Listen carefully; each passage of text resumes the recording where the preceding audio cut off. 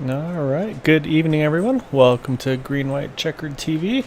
Tonight we have our race number 3, our finale of the All-Star Week. So we had the 2 races on Tuesday, then on Thursday. So we've got the third of the 3 here tonight at Talladega. Scheduled distance should be 75 laps. You can see the points here, only 1 point between Jack Walls, Ryan Kelly, and then you've got a tie for third with Gabe Butler, Craig Forsyth, both tied for that third position, 7 points out of the lead. And then you've got 2 more there, Todd Merkel, Brandon Pastelacqua, both 8 points out of the lead. So I'd say any of those definitely are in contention here. As we mentioned, let's say always the bonus points could come into play here for those that are in contention for this title. On the basically the bonus points for getting a point for leading, or sorry, a point for the pole position, point for leading a lap, point for leading the most laps, and then I believe also 1 point for most positions gained in a race, and then 2 points for having no incident points during the race. So I'm double checking to see. Yeah, so sure enough, 2 points for no incidents. Most positions gained is 1 point as well as 1 for winning the race. So definitely some points that are going to be out there on the line. So that's going to be critical for these drivers here tonight. Because say that 1 bonus point could come into play for who's going to be our Season 5 All-Star here for the Area 51 Racing League. So I really want to thank you all for joining us this evening. I want to apologize for getting the server up a little bit late. So I had to take care of a couple of things there, ran a little bit behind, but we'll be here though for the entire race, and we'll get all the excitement here tonight at Talladega. It should be a lot of fun here. So right now it looks like we're going to have about 15 cars taking the grid. So we'll let these drivers finish up their qualifying laps, and then we'll get things going here in just a moment.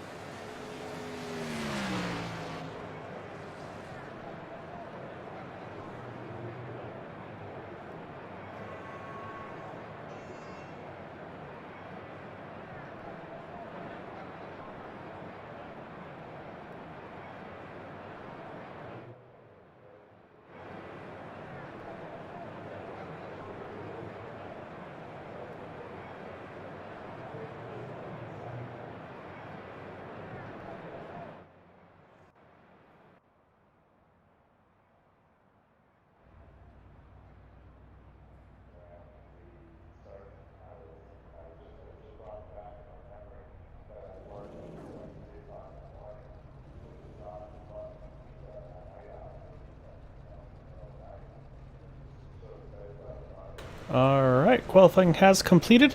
You see that number 1 of Gabe Butler gonna start from the pole position here, just beating out his teammate Kevin Freeze in that number 25 machine. You also see Dale Willoughby there in the number 7 machine, Larry Yingling in the 67 there in 4th. You got Eric Laurie in 5th, Jack Wall 6th, Ryan Kelly 7th, Brendan Pastelacqua in 8th. And the remainder of the field here, you got Craig Forsyth 9th, Robbie Richards 10th, Charles Teed, Todd Merkel, Nicholas Winnock, Raymond Rittenauer, and Jim Brooks, the remainder of the field here. And so we mentioned the bonus points, so that's going to give a bonus point right off the bat to that number 1 of Gabe Butler. So that's going to bring that 7-point gap right off the bat down to 6 points off the lead. So you can put that number 1 car just a one point closer to that title. Again, right now he's trying to see if he can compete against that number 83 of Jack Walls, 13 of Ryan Kelly. Those are going to be the 2 that we're going to have to keep an eye on here this evening.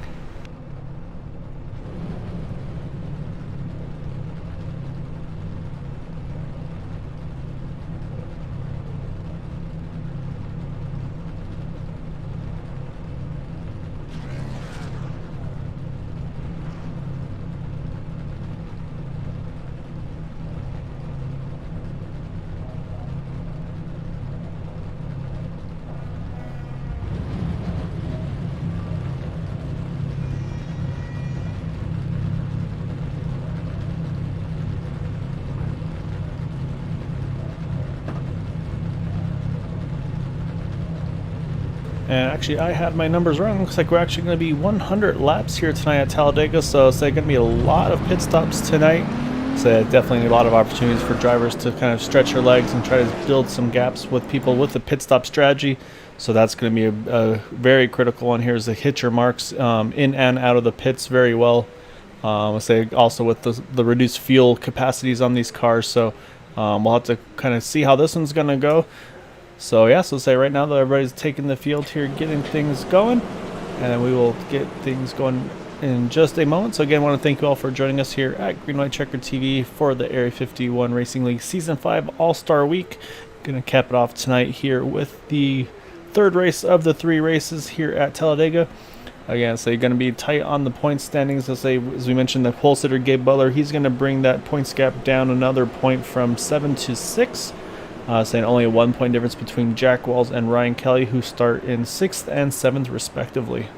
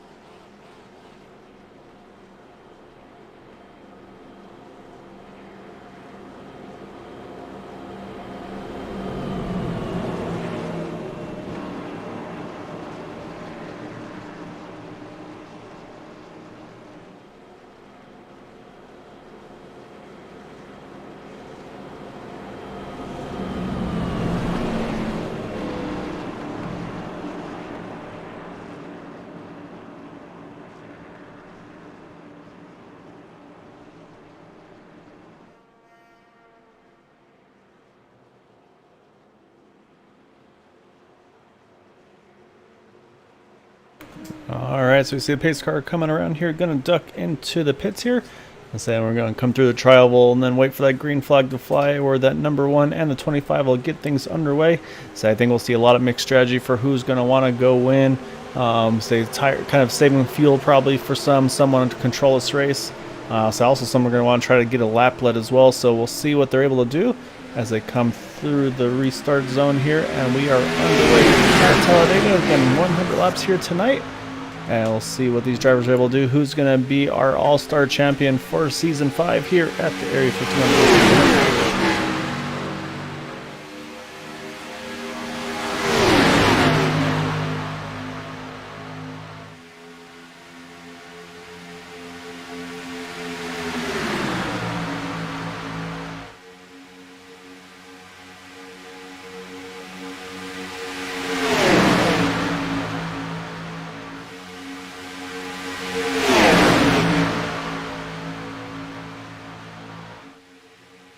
So the inside line's working pretty well here as they come out of turn number 4.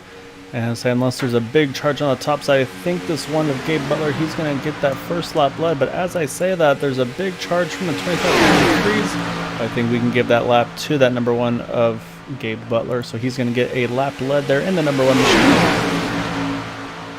And again, that now plus that pole position, that's going to give 1 more bonus point, so that would shorten it down to 5 points between himself and that number 83 of Jack Walls. So again, I'll say, and of course, still lots of opportunities for some of these drivers to get those laps led, but right now, that one doing what he needs to do, and of course, the next step for him is to try to lead the most laps to be able to try to win this Season 5 All-Star Championship here.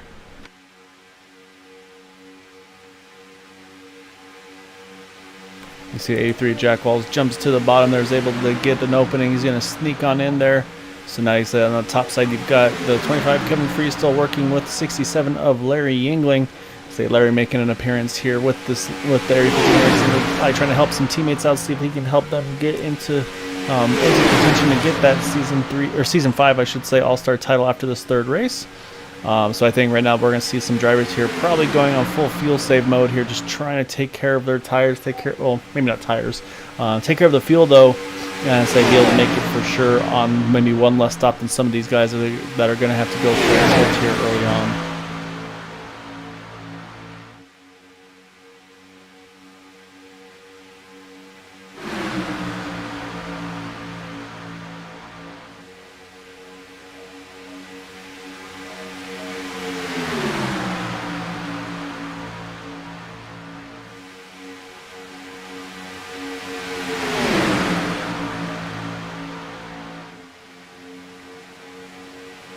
So we might also see a little bit of additional cautiousness from some drivers as well, because I believe, I'm not sure if there are any fast repairs or not this evening. As I know there were not on Thursday night, or if there was, I think there may have just been the one. So saying, I know that's going to be changing for season 6. There will not be any more fast repairs, so that's going to be a big change for some of these drivers to get accustomed to, going from that 2 to 0. So say I think that's going to change the strategy on some of these races, especially I think the super speedway racing on the Sunday evenings, just because of the fact that you kind of knew it's like, okay, you can be aggressive, and yeah, as long as you don't get flipped over, you're probably safe to get back to the pits and get a fast repair and then make another charge after it. So now, you got to make sure that you keep those fenders clean on that car to be able to be in contention here at the end.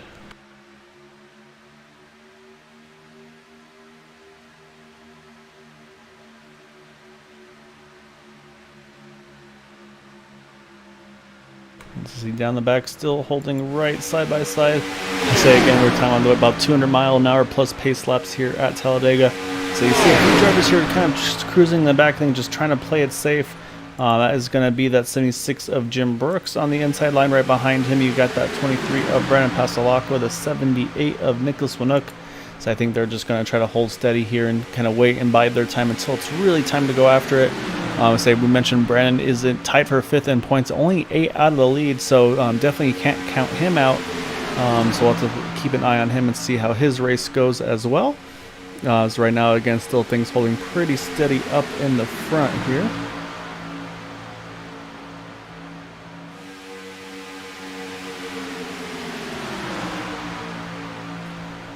I think kind of a similar goal here with Raymond Rittenauer in that 87 right behind the 13 of Gabe Butler. 13 of Ryan Kelly, apologies. Again, Ryan right now only 1 point out of the points lead entering this event from the 83 of Jack Wall. So I think we'll probably see Ryan as well, just probably trying to save fuel and kind of just make a charge when he's ready. But right now, so I think he's just kind of taking it easy until it's really time to go after it. It's kind of interesting to say you see kind of some of the different drivers in different kind of series and where they've been running. Obviously, that 63 Larry Yingling, he's been one that's really been really running the Thursday series really well. Actually was battling for the title with that 13 of Ryan Kelly in season 4. So now he's jumping over here and saying he's actually working with some of those Sunday teammates there in that top group with that 25 of Kevin Freese. So, and then you got the 87 of Raymond Rittenauer, who was there right there with the 13 of Ryan Kelly. So everybody's kind of jumping around a little bit here with different partners here early on.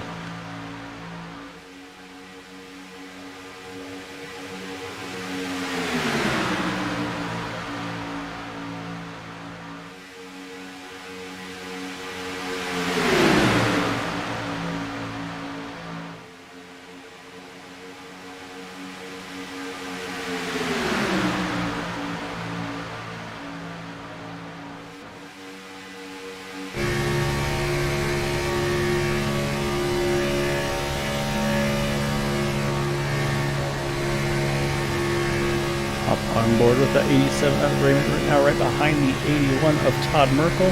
I mentioned also Todd is also tied for that 5th place in points.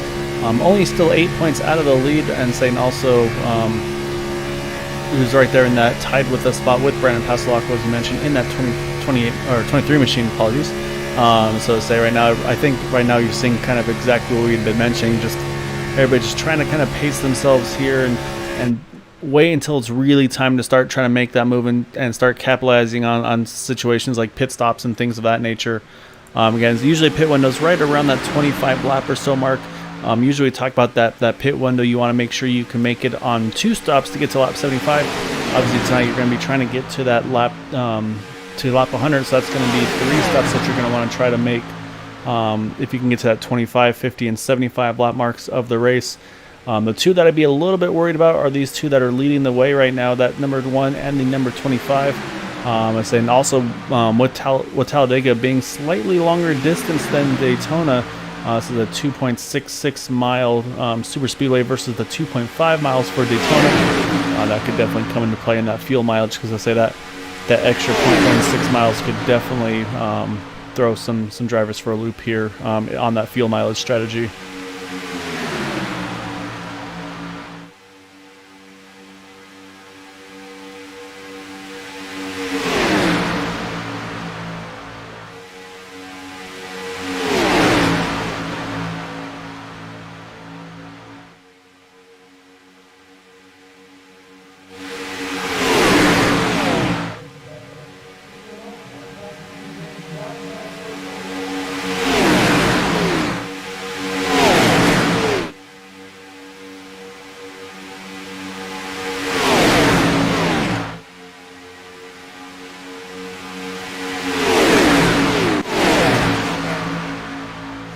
So the inside line is starting to kind of sneak away just a little bit over the 25 of Kevin Freese, with Larry Yingling to his back bumper. But again, this is kind of what you come to expect at these super speedway plate races. You've got that one, the 7, the 071, all teammates working together on the inside line, just pretty much controlling the race right now. And saying we've seen Kevin Freese obviously in that situation as well. I said we might even see it here if Larry's able to maybe push that 25 to the front, or maybe that 25 can get the lead here and drop to the bottom. That might be able to make something happen here as well. And so at the line, it looked pretty much dead even there. Not sure who got that spot at the line. But again, say that one with Gabe Butler, his goal is going to be to try to obviously lead the most laps as well, and just do everything he can to help his cause out to try to get this All-Star title here.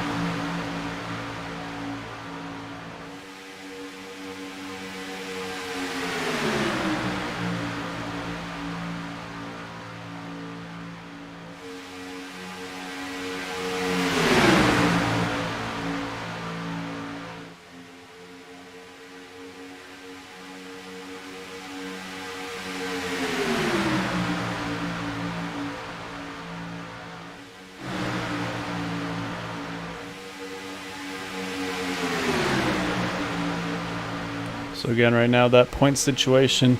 Entering tonight's race, that number 80 Jack Walls in that Pennzoil Toyota Camry. He is the points leader by 1 point over that 13 of Ryan Kelly. Ryan right now showing, basically the second to last car on this lead pack. Ryan just kind of going cruise control. Probably also trying to save some fuel. Be able to take advantage of that as this run progresses. But right now, Ryan's holding just a little bit off the pack here. Still definitely in the draft, so no risk of losing the draft here. He's got some help behind him as well with that 76 machine. I'll say it also third in points coming into tonight was the number 1 of Gabe Butler. As we mentioned, he's already gained 2 points on the leaders here, based just on where things stand currently in the race, with getting that bonus point for the pole for the race, and then also a bonus point for leading the lap in this race, which right now have only gone to probably, I believe at this point, only the 1 and the 25 possibly have led laps in this race. And of course, the next goal for that number 1 machine is going to be to lead the most laps to lock down that second bonus point. Which, if that number 83 or the number 13 aren't able to lead a lap, that would then bring that gap down to 4 points. So also in the mix, that number 131 Craig Forsyth. He's kind of running that top line 4th car from the top in that blue and white 131 machine. Craig as well is tied for the that's 3rd position with Gabe Butler. That's 7 points out of it entering. He has not led a lap, obviously, so he's still sitting at that -7 from the leaders here at the moment. And then, of course, as we mentioned, also just 8 points out of it. That number 81 of Todd Merkel there on the inside line, 5th car on the inside line, as well as the 23 of Brendan Pasolaco, who is just 2 cars behind him on that inside row as well, in that black and pink Ford Mustang.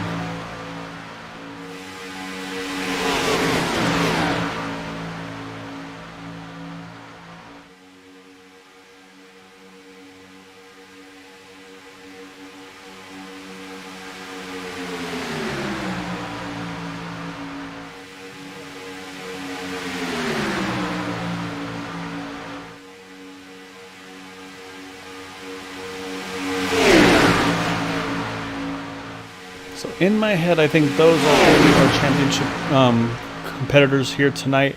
We'll see if anybody throws a surprise run here later on as the run progresses. Because again, I mean, while we have the 15 cars, a lot of things can change based on incident points. Anybody, of course, getting caught in an incident, possibly losing the draft, things like that. That may cost them some points and some spots on the track. Obviously, that could make a big change in things as well. So that's the thing, is that you never know how these races are going to turn out. So right now, obviously, that number 1 Gabe Butler doing everything he can to try to get this title. So he's got, like we talked about, try to lead all the laps that he can, lead the most laps at least, and of course try to get that win at the end, get that bonus point there as well. Again, still a long ways to go, about 7 to 8 laps here before that first set of pit stops. And again, that's going to be the critical mark, is to get to that lap 25 mark to be able to try to make it on 3 stops total. So if they can do that, that'll put them in a really good position here tonight. So say, of course, you do not want to make an extra pit stop, and that's, of course, all based on it going green the whole way, which we do have the opportunity for up to 3 attempts of a green-white checkered finish. And so we'll see if that comes into play here tonight or not. Say the last couple of races for the Sunday series, the Super Speedway Cup Series, hasn't come into play. But of course, like we mentioned, some slightly different faces and names with some of these drivers, maybe not running what they're used to doing. So say that always has potential to have some influence later on the race, of course, as well, with the prize of that Season 5 All-Star Championship. That could also come into play with some drivers kind of maybe pushing a little harder than they might otherwise normally do.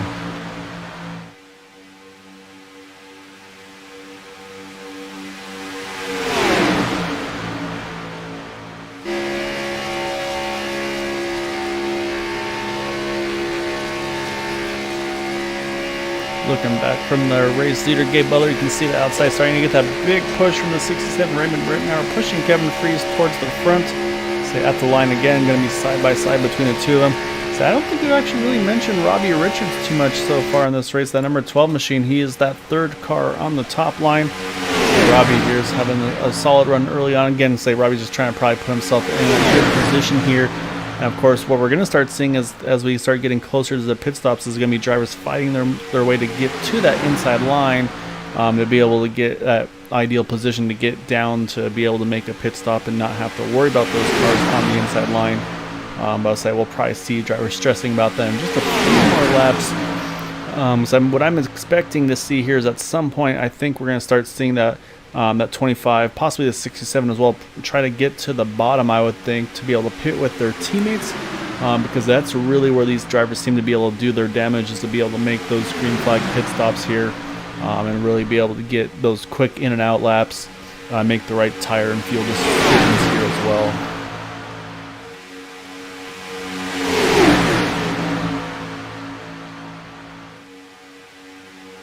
And again, I believe they do run reduced fuel loads here, so with that, I would say you would likely want to just take 2 tires. That way you're not stuck waiting for the 4 tires on the pit stop.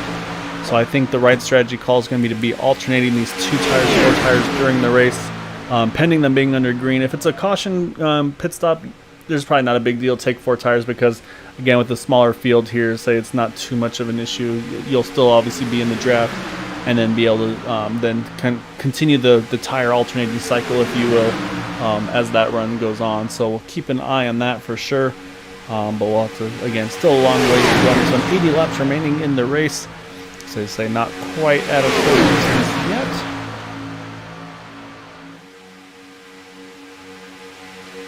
Right now everybody's just kind of hanging out, running 2x2 like I mentioned. So trying to jump around a little bit. Haven't really mentioned too much yet about Eric Laurie in that 071. He's the third car on that inside groove in that John Deere Chevrolet Camaro. I say Eric, one of the drivers that works with these guys extremely well with that number 1, the 7, 25 and company. I say Eric's been a really good teammate for them. I say he's going to see what he can do. Obviously, I'd love to be able to try to play spoiler if we could, to be able to be in contention and get a win here this evening. But I have a feeling, knowing again how well these teams work together, his end goal here is probably to try to help that number 1 car, Gabe Butler, do what he can to try to get that title. So we'll kind of still, like I said, still wait and see here. As I just mentioned, that 12 Robbie Richards, he's decided to drop to the back here, so he's going to fall in behind the 76 of Jim Brooks. Again, looks like he should still safely be in the draft. But what I would start thinking about doing is, as this pit stop cycle is getting closer and closer, this is about the time where if I'm towards the back here, I want to get to the middle line here and make a charge to kind of close the gap up before the pit stop cycle. And actually, as I say that, it looks like Robbie Richards is heading into the pits here. So say it's definitely not the normal pit stop window at that point for that number 12 machine. As we say that, you see Kevin Freese, he's able to get that push to the inside line. So I think these drivers are starting to assemble to get that green flag pit stop working together here. And you see that 13 of Ryan Kelly doing exactly what I talked about here.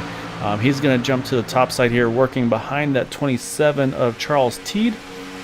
And I'm saying what he's going to be doing at this point now is just trying to kind of close the gap. Actually, as I said, he gets a gap there in front of the 23 Brendan Pasalacqua, so that's going to drop him down to the inside line here. So the way everybody's assembling, I'm wondering if we're going to have some pit stops here shortly or not. Looks like not this time, so which is going to bring us to coming around to lap 24. So it makes me wonder if we're going to see a pit stop here coming to lap number 25 this next time by or not. Saying unfortunately, from what I'm seeing, I believe that 12 Robbie Richards may have retired from the event, unfortunately, which will leave us 14 drivers remaining in the race. So again, like I mentioned, though, so pit stops looming here, so you can see this is going to be again where everybody's going to start trying to figure out where they need to position themselves, and is anybody going to try to go another lap further on the fuels. You see that 131 Craig Forsyth right now kind of off up top here by himself. Looks like he's going to sneak in right behind probably the 13 Ryan Kelly. But I'm actually wondering if maybe he's thinking about running this top side, because I think this is going to be that pit stop window. Here it comes. So you can see you got these drivers all hitting the pit road here. Looks like the 25, the 1, the 70, 71. I believe I thought I saw the Dale Willoughby as well. I may have been mistaken there. So it actually looks like Dale has stayed. So it's going to be those three here pitting together, which is now going to cycle Dale Willoughby to the front, with Jack Walls right behind him. Again, Jack, of course, wanting to try to get a lap lead in that number 83 car. So now we'll see if the rest of this group's all going to pit together here, or if they're going to be able to go, if anybody is able to go one lap further or not, because of course that could play in a role in this one as well. And so again, like I mentioned, that 83 Jack Wells is going to want to try to get a lap lead if we can here. So you had those three cars, Kevin Freeze, Gabe Butler, Eric Lurie, they pitted together. So now we're going to have another group here together. Oh, got contact. Kevin Freeze is going to try to hang on to it. No, he's going to hit the wall. Somehow some of these drivers are just making it through. I saw Jim Brooks come in with a big head of steam there, and he's down and around. So I'll say this pit stop with this big group definitely has not gone to plan for some of these drivers. I'll say, so we'll double check to see where everybody is cycling through here. So importantly, it looks like a lot of our championship contenders are still in pretty good shape right now. Okay, so there's a faster pair. You just saw the 7. He got all fixed up there. So now we're going to see who's going to be able to win the battle out of the pits. As I jumped to the wrong group of cars there. Apologies. It looks like Raymond Rittenauer is going to win that battle out of the pits with this lead pack here. So now they're going to try to get all lined back up together and kind of work their way back to him. As I say that, though, here comes those three that pitted together with a big head of steam. You can see they're locked on together, working extremely well here. And that's exactly what they got to do here. Oh, you see Craig Forsyth have a bit of a moment there on the pit exit. You can see they're pretty much tandeming here down the back, trying to get as much momentum as they can, gain as many spots as they can. As you can see, they get around the 83 of Jack Walls, I believe that was. Now they're going to work on the 67, the 7. And there they come. They're going to try to charge this top side, keep the momentum going. You see Gabe Butler trying to do all he can to push that 87 of Raymond Rittenauer, but it looks like that top line is going to prevail here. And you see they're going to all clear them. They're going to probably drop straight to the bottom. There they go. So again, I'm going to put it back into the hands of that number 1 of Gabe Butler. And it looks like we're going to have about the top 9 or so likely are going to be the ones to be able to hang on to this lead draft right now. Say with Jack Walls being the last on that group. So unfortunately, a few drivers are going to get kind of split up a little bit here, starting with, it looks like Craig Forsyth, Brandon Pasalacqua. Those two are just stuck by themselves with the two of them here. And then a little further back, you see the 78 of Nicholas Winook. He's working there with the 27 of Charles Teed. And unfortunately, I believe, yeah, you see the 76 of Jim Brooks there down the distance. Let's say with his spin there, that's cost him the lead draft here. So he's going to be stuck by himself right now. So at this point, he's going to be hoping for a yellow here, or else let's say he's going to wind up going a lap down just without having that draft here in that number 76 machine.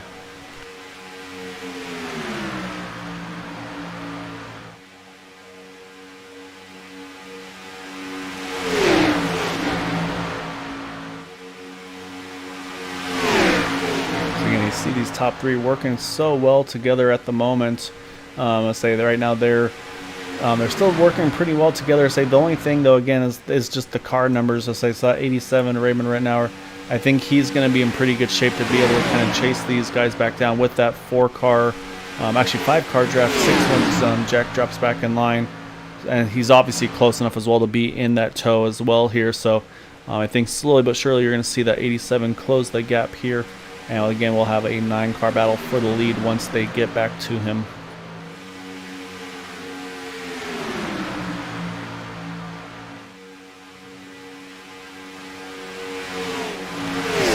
Gabe Butler, or sorry, one of Ryan Kelly. He's going to jump to top. I think he doesn't want to be the pusher right now. I think his strategy here is to try to minimize his risks, try to get the best result he can. But actually, as I say that, here comes the 81 Todd Merkel. He jumps to the top as well.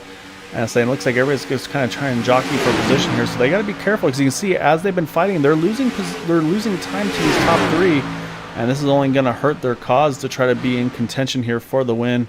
For the race, and of course for the season 5 All-Star Championship.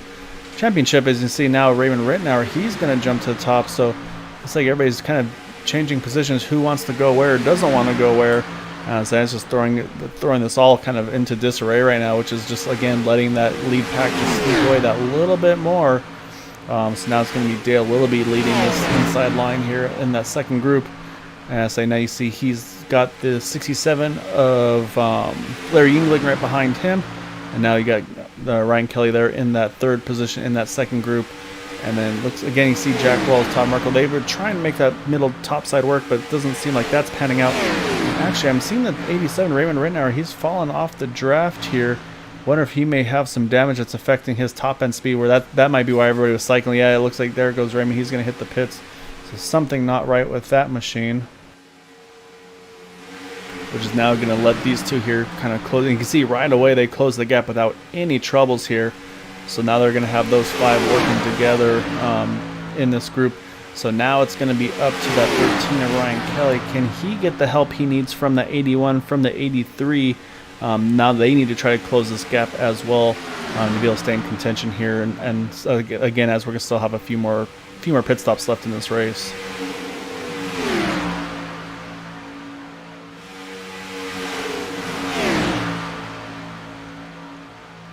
You see that 67 Larry Yingling, I think he may have backed out a little bit just to try to pick up Ryan Kelly there. So it looks like that's going to bring him back into play here. So that's going to give us, looks like now we're going to have the 8 cars in this group, let's say, with that number 87 Raymond Rittenauer jumping out to get that damage repaired on his car. So now we're going to have these 8 here all together. And again, say still long ways to go, say only on lap number 32 of 100. So say still have, again, also have 2 more pit stops to go. As long as they can stretch it on the field numbers, it's going to be the next thing to keep an eye on as well. So the other thing that one of Gabe Butler is looking for is if he can be that driver to lead the most laps here. Say if he can get to that lap 50 or so mark, plus a couple extra just to play it safe. That number 1 machine is going to be able to get the most laps led and get that additional bonus point as well. So right now you got all the leaders here running lockstep with each other. So you got the top 8 still in this draft group together. As I mentioned, unfortunately, that 23-131, they're stuck here about 7.5 seconds or so off the lead. Say lap time wise, they are running, it's like about a second and a half slower, unfortunately, with just the 2 of them. And say similar situation here with that 27 and the 78 here. Trying to get themselves organized as well. Probably one pushes for a while, then they switch and kind of continue on that way. And like I mentioned, the 76 of Jim Brooks, he's unfortunately still out running by himself, as well as the 87 of Raymond Rittenauer, who's now off on his own as well.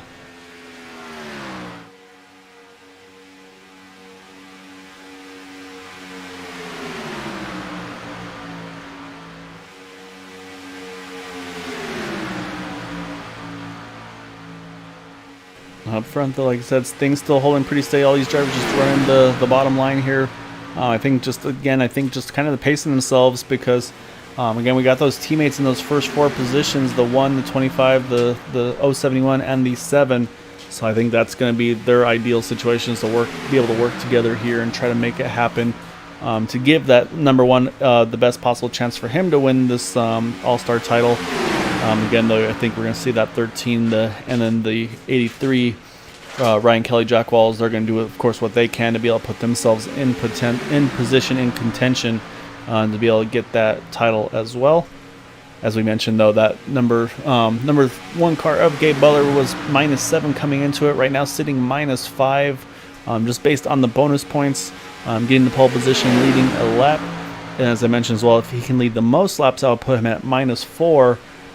So again, we'll have to see how all these bonus points come into play, because I think that could definitely play a major outcome in the decision of tonight's of this week's All-Star title.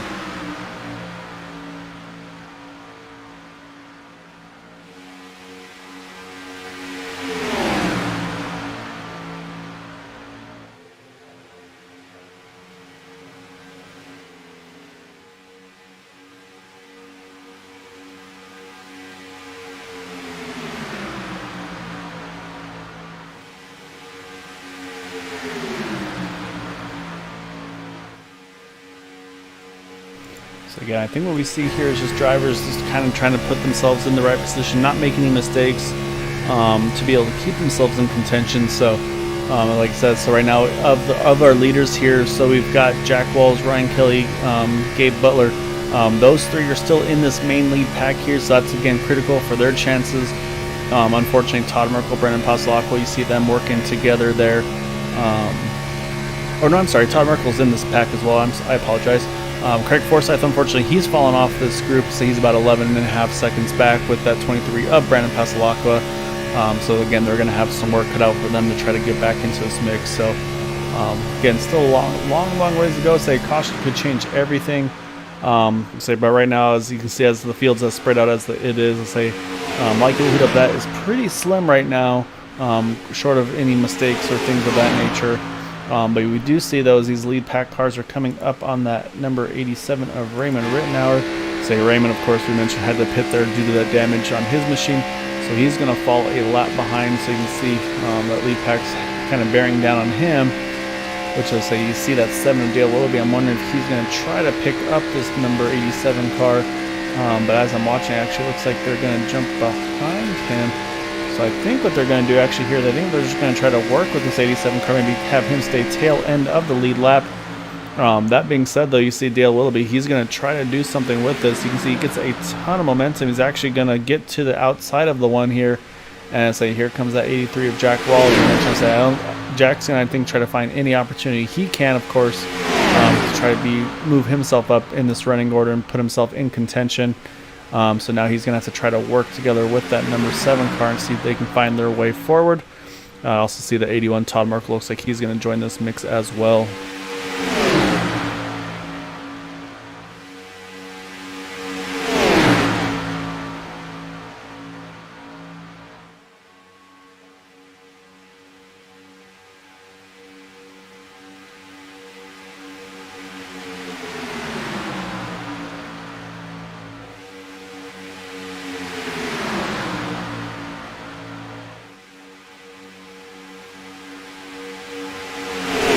Looks like that 2-car tandem isn't quite enough yet for that 7 and 83 to do anything with it at the moment.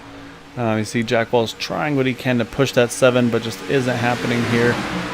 So let's see if they're going to kind of try to continue to make this push on the top side, or if at some point is Jack going to kind of fall back and maybe go back into that fuel save mode, or if he feels like this is his best opportunity in that number 83 machine. So again, we'll have to kind of wait and see on that one. As you can see, Todd Merkel still there, just out, just right there in that picture as well, trying to see if he can get to the back of that 83 car. But right now they're just not quite able to get quite far enough up forward to be able to try to battle right now for this front. As again, right now our race leader is the 1 of Gabe Butler. He's working with the 87 of Raymond Rittenauer, who right now is showing us the tail end of the lead lap. So again, I'm sure they want to try to keep Raymond on the lead lap if possible, because that'll of course help their chances. And the other thing actually this would be doing is this is helping this is helping Gabe Butler in the 1 car. This is helping him save fuel. Now that he's not leading this pack, he's actually able to probably roll out of it a little bit, stay on the back bumper like I said, and let him break the draft. And it's going to help that 1 car get a little further on fuel to make it to the end. As you can see, just there in the foreground, you saw that 76 of Jim Brooks. They're going to work on trying to put him a lap down. So we'll keep an eye on that, see what the plan is there. As I'm guessing we'll see Jim jump to the top and then try to get to the back here of this lead pack. But as I say that, you see the 83 of Jack Walls is able to push that 7 of Dale Willoughby now to the race lead. So move that 7 to the front here. You can see they're coming up to that 76 of Jim Brooks. So now Jim's going to have to try to do is once they clear him, he needs to try to drop down below that number 81 as quick as possible. Because it's not easy to get back onto this draft when you're that far off, so we'll see if he's able to do so in time. But right now it's going to be tight, but I think he might be able to do it there right behind that 13 of Ryan Kelly.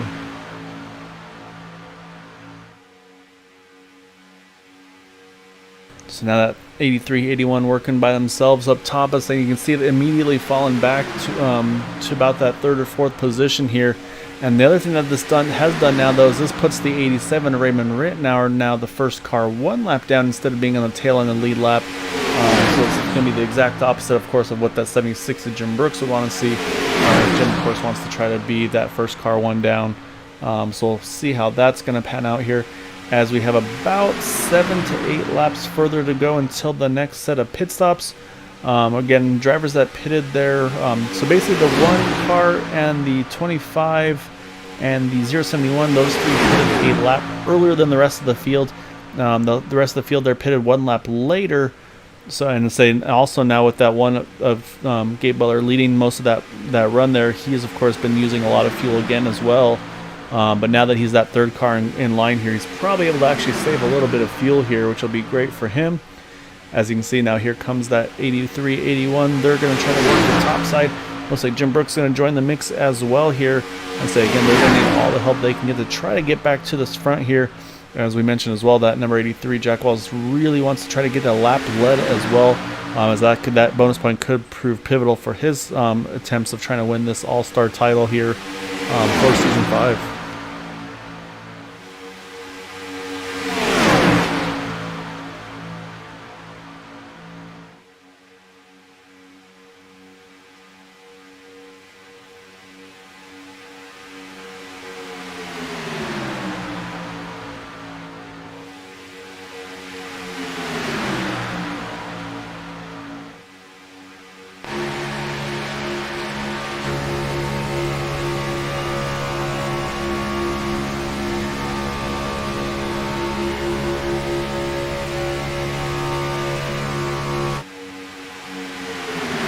See, Jack's got to the side of the 87 Raymond Rittenauer. So if he can get that one more car, if he can get to the side of that 7 Talladega Willoughby, this would be a potential lap lead for that 83 machine. We talked about that, as I mentioned plenty of times here. Again, how just crucial that would be for Jack Wells. And the other question too, of course, is could he maybe go another lap on fuel further than these guys that are going to be having to pit, of course, here in about 5 or so laps.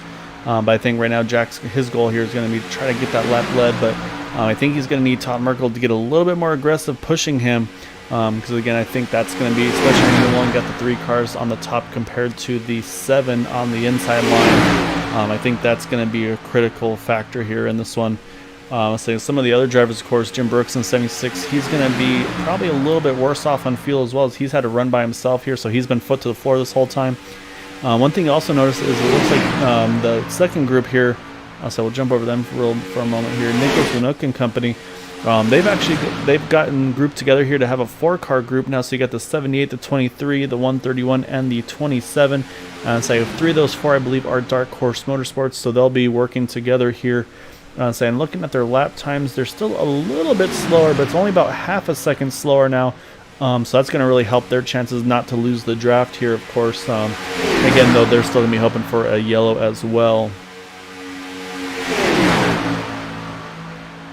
Oh, you can see Raymond all over the back bumper of that 7 of Dale Willoughby. They're going through 1 and 2 here. That looked like really close quartered between the 2 of them. You can see still Todd Merkel trying to get the 83 Jack Wells, get him pushed forward here.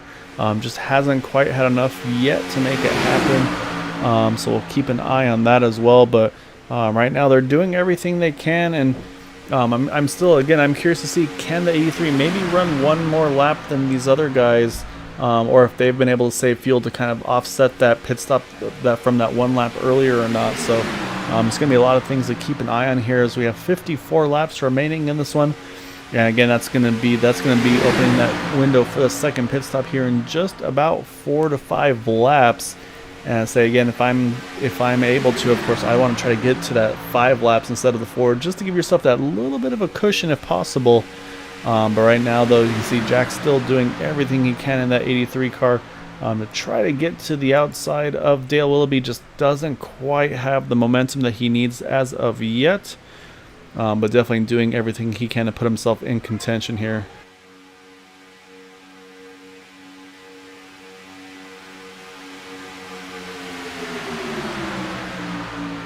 So it's probably where Jack was hoping to have Robbie Richards still be in this race, because Robbie would probably be able to help him out, work with him a little bit more. So again, any car you can have helping you push here is going to be critical.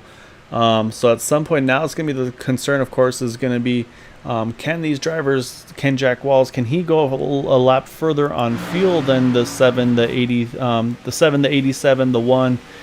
Because if he can't, at some point he's going to have to try to find a way to get to the inside to make a green flag pit stop. And of course, the other question is anybody going to try to go, if he does go one more lap, is anybody going to go with him? Because right now I have a feeling these 7 cars up front are all going to probably pit together here. So then you worry about any time lost with only having 3 cars together instead of a bigger group like these 7 here. But as we saw in the last set of pit stops, that big group though, they had troubles on their pit entry, whereas that group of 3 actually did a lot better. So there's a lot to be said on that as well here. That being said, though, we're on lap 49, coming to lap 50, so we'll see if there's going to be any takers or if they can stretch out one more lap, because that's going to be a big player, and see how this is going to end up here. So I think that's going to really be a big part of it. This could be, the pit stops could be what determines our race winner and, of course, our all-star champion as well here. So we'll take a look and see. Yep, here they come, a bunch of them ducking off. I say this could be the opportunity, though, for the 83 of Jack Walls to try to get a lap lead. Let's see if he's able to get that push from the 81 of Todd Merkel, but at the line, it's going to still be Kevin Freeze. So now his goal is going to be to try to drop on in line here in front of the 76 of Jim Brooks, if at all possible. And he is going to do it. He's going to sneak in right behind the 87 right now, as is Jim Brooks. So it's going to be, so we're actually going to be, it's going to be a 3-car group again. Gabe Butler, Kevin Freeze, Eric Laurie, they're all hitting the pits, as are Brendan Pasalakwa, Nicholas Winook, Craig Forsyth, Charles Teed. So this is going to be our next set of drivers here. We're going to make some pit stops. It's going to be the 7, 87, 83, 81, 76, 67, and the 13. So I think we're going to see all of these drivers hit pit road here. And sure enough, here they all come in. You can see everybody's trying to stagger out a little bit to make sure that they don't get in contact with each other. And it looks like a nice organized pit stop there. Probably could have got a little bit more aggressive if they wanted to, but again, say it's kind of a risk versus reward here, and that's where you're going to hope that you can come out in a big group again as well. So now we're going to watch that 7 of Dale Willoughby. He's going to hit his pit stall. Overshoots it just a teeny bit, but able to quickly recover, so I think it shouldn't hurt him too bad here. So we'll watch to see how he's able to cycle out with these other drivers. Oh, you see Jack Wall's actually taking the 4 tires. I'm a little nervous about that, as I worry that that might cost him some momentum that he needs. But it looks like as a whole they're going to get all out together. As you can see, the 7 and the 87 trying to work out who's going to take kind of control of this pit exit. So it looks like I think these guys are all going to be able to stay hang on together with each other. But now again, we got to watch these 3 again. You can see they've gotten lined up here pretty well, with Kevin Freeze pushing Gabe Butler for all he's worth here. So now as we watch them come around out of turn number 2. Now where's going to be their competition? So it looks like I think advantage is going to go to the lead pack this time. As you can see, they actually aren't able to get right back up to them. So I believe after all the cycles through here, it's going to be now Dale Willoughby with the lead, with Raymond Rittner behind him, the 67 Larry Yingling, and then you got Craig Forsyth there, Jim Brooks, we got the 83 Jack Walls, 81 of Todd Merkel, and the 13 of Ryan Kelly. So now again though, so you can see, actually looks like Todd Merkel, he's going to jump, or sorry, Craig Forsyth, he's going to jump to the top here. I don't know if maybe he feels like he has a little bit of top end damage or not. So he's going to let now Jim Brooks lead this group, because again, they got to make sure they get to the back of that lead pack here, which I think they're going to be able to do without any troubles. Of course, still just got to be that little bit cautious and always a little bit nervous in those situations here. As you can see, Jim's going to easily grab them back to this lead pack here. As we have now 49 laps to go, it's going to be 48 at the line. Does Jim now stay in line here and just take it easy, or is he going to try to be the one to fight for getting his lap back? As right now, again, Raymond Rittenauer is going to be the one that's going to be in that spot at the moment in the 87 machine. And right now, I'm looking like they're going on the fuel strategy side of things here. So again, though, still that 83 Jack Walls has yet to lead a lap here, so he still wants to try to check that off his box. But I say the only thing that he's got in his favor right now is that the one of Gabe Butler here now is back into that 6th position there. You can see he's one of the last cars in this lead pack. Let's say, so they've been able to kind of, again, right now 8 cars in the lead pack. 2 drivers, 1 lap down in this group, Raymond Rittenauer, Jim Brooks, and Craig Forsyth. And then unfortunately, say we mentioned those other drivers. It looks like, unfortunately, Nicholas Winook in the 78 is, now it's just him in the 23 car. The 27 of Charles Teed. He's fallen off this pack, so now he's in danger of losing a lap once the leaders catch up to him. But yeah, it looks like right now everybody's just going to kind of go lockstep here again. I think everybody's just kind of going full fuel strategy at this point in this race. So I think, and that's kind of what I think actually would be a good call here if I'm that 83 of Jack Walls, is right now you're third place here. The two in front of you are not, well, definitely the one, Larry Yingling, he's not a championship contender in that 67 here for this All-Star title. Obviously in contention for the win, but in the grand scheme of things, your competition is going to be that one. It's going to be the 13 and the 1, the 13, and the 83. I think those are the three right now that are in that ideal position here.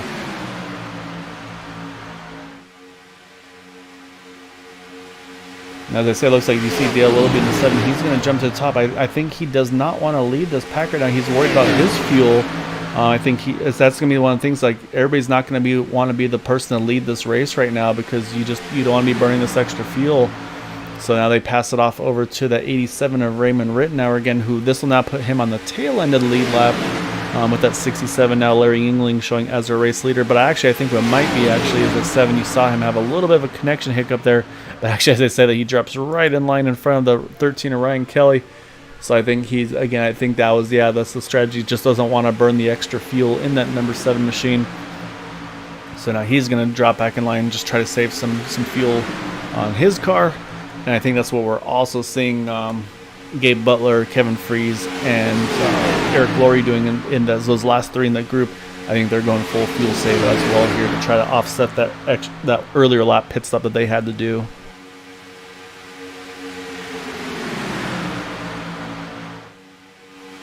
So with that, now that second car in line, the 67 Larry Yingling, he is now showing as our race leader. That car in front, the 87 Raymond Rittenauer, is the tail end of the lead lap. 76 of Jim Brooks is the first car 1 lap down. And then the 131 of Craig Forsyth, a little bit further in this lead pack here, he is also 1 lap down. So you got a little bit of a mixed bag of drivers here where they are in position and everything. But right now, though, that 67 Larry Yingling is our race leader for the moment. But again, I think everybody's right now just kind of biding their time until it's really time to go after it here, and start making their late race charge. And I think that'll happen after the last set of pit stops, and of course once everybody feels confident that they can make it on fuel. Because I think even on the last pit stop, if there's any drivers that are close on fuel, they'll probably want to start saving still until maybe about 5 or so to go, and then really start letting it fly.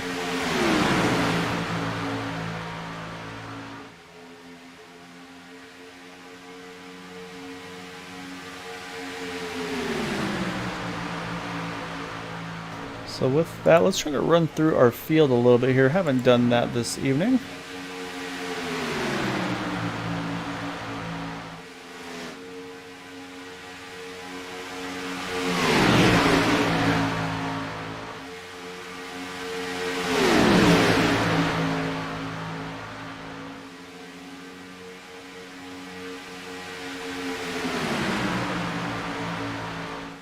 If it lets me.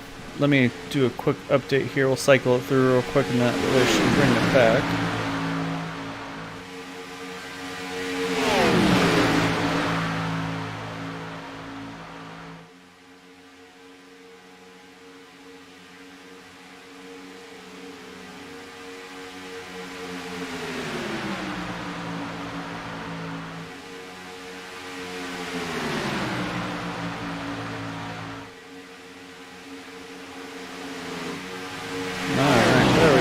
So, right now leading the way is that number 67 of Larry Yingling in his Ford Mustang. As you can see, they're coming up on that lap car of a 27 of Charles Teed. We'll see if Charles is going to jump to the top, or what his plan is going to be to see if maybe they try to use him as their drafter. But actually, Charles is going to run the bottom here, so he's going to make them go to the top. So we'll see if this shakes anything up. Because again, Charles is going to want to try to be that first car 1 down. As right now he is going to fall back to the 3rd car 1 lap down here, and now you see everybody starting to try to find their way around him, and this is going to kind of force, I think, the field here to kind of go 2 by 2s. You see, Jack Walls, make sure he can get in there. He's going to squeeze to the bottom there. So yeah, so say this is kind of shaking people out a little bit. So unfortunately, that's going to push Todd Merkel here up top by himself for the moment. But I think he might be able to squeeze it in here off of turn number 2, and he does. So right now our race leader is showing as Larry Yingling in that 67. Second place is the 83 of Jack Walls in that Pennzoil Toyota Camry. Right behind him, the 81 of Todd Merkel is in the third position, that 81 Ford Mustang.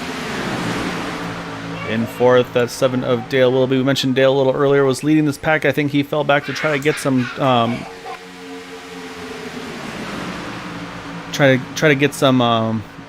save some fuel in that number 7 machine. Behind him, the 13 of Ryan Kelly in fifth. So I think also Ryan here just going full fuel save mode on his car as well. Then we've got the 1 of Gabe Butler. Gabe in sixth position, so led a big chunk of this race, won the pole. I believe at this point he's probably led the most laps as well here. So not sure exactly what the lap leaders count is looking like at the moment. And then with him, of course, you've got the 25 of Kevin Freeze and the 071 of Eric Laurie. So those are our top 8 that are still on the lead lap in this lead pack. Also still on the lead lap are the 78 of Nicholas Winook. And right with him is that teammate of his, that 23 of Brandon Pastelacqua. But unfortunately, just the 2 of them, and they're just over about a half a lap down or so. And of course, right now, last car in the lead lap. Leading this group here is the 87 of Raymond Rittenauer.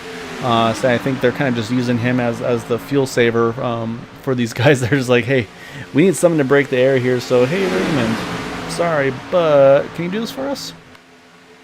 So right now, Raymond is the tail end lead lap. First car 1 lap down at the moment is the 76 of Jim Brooks. And then he's going to be obviously in contention for that with the 27 of Charles Teed, who's right there just 3 cars behind him, as well as that 131 of Craig Forsyth, who's just a couple cars back as well.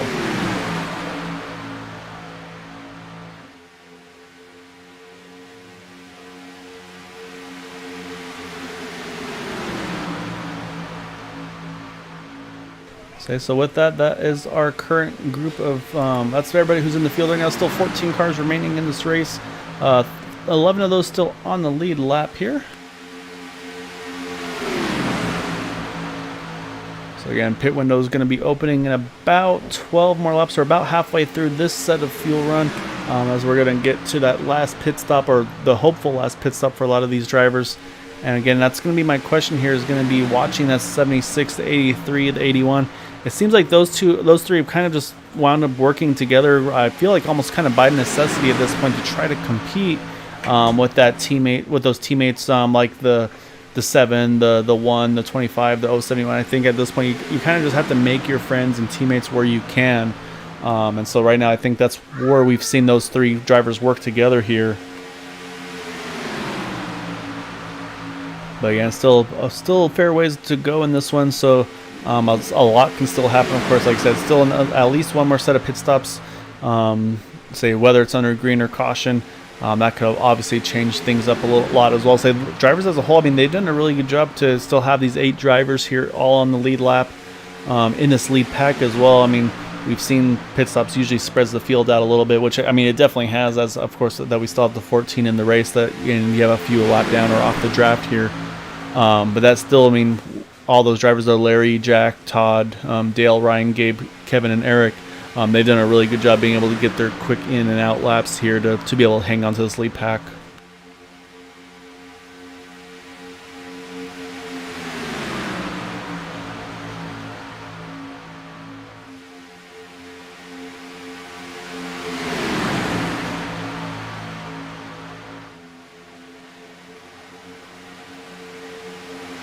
I see a little bit of movement going on a little bit. I see that 27 Charles Teed. He's going to jump to the top. Looks like Craig Forsyth wants to go with him here. So I'm wondering if these guys are going to try to get themselves in contention here. Maybe try to work together to put themselves on the tail end of the lead lap, possibly. So we'll watch Craig, we'll watch Charles to see if they can maybe tandem together and try to push their way towards the front. As I say, I think as soon as you saw that 27 pop up, the 131 is right behind him here. So again, right now, both these drivers are 1 lap down as they run here. But again, though, say they're going to be in contention with that 76 of Jim Brooks. But as I said, though, I think right now, this pace looks like it kind of does have that feel like the pace is kind of slowed down just a little bit. because you can see that those two cars on the top side, they're going to make some pretty good ground here just with the two of them. Again, so now they just got to try to be able to lock on together and kind of push through here to the front. I wonder if this is going to bring any other drivers up with them. Right now, it's still just the two of them. Oh, as I said, they get contact with each other. They hang on to... Oh, actually, no, the one that Gabe Butler, he gets into it. You see the 25, Kevin Freeze, he gets in as well. He goes around. That's going to bring out our caution. It's going to be a huge break for the 78 and the 78 and 23 there. That's going to put them back on the lead lap. That's going to hurt Gabe Butler. That's going to cost him a bonus point for having a clean race. But I believe that's also going to be a benefit for the 76 of Jim Brooks. I believe he's going to wind up being the lucky dog here. So let's go back and see how this all unfolded.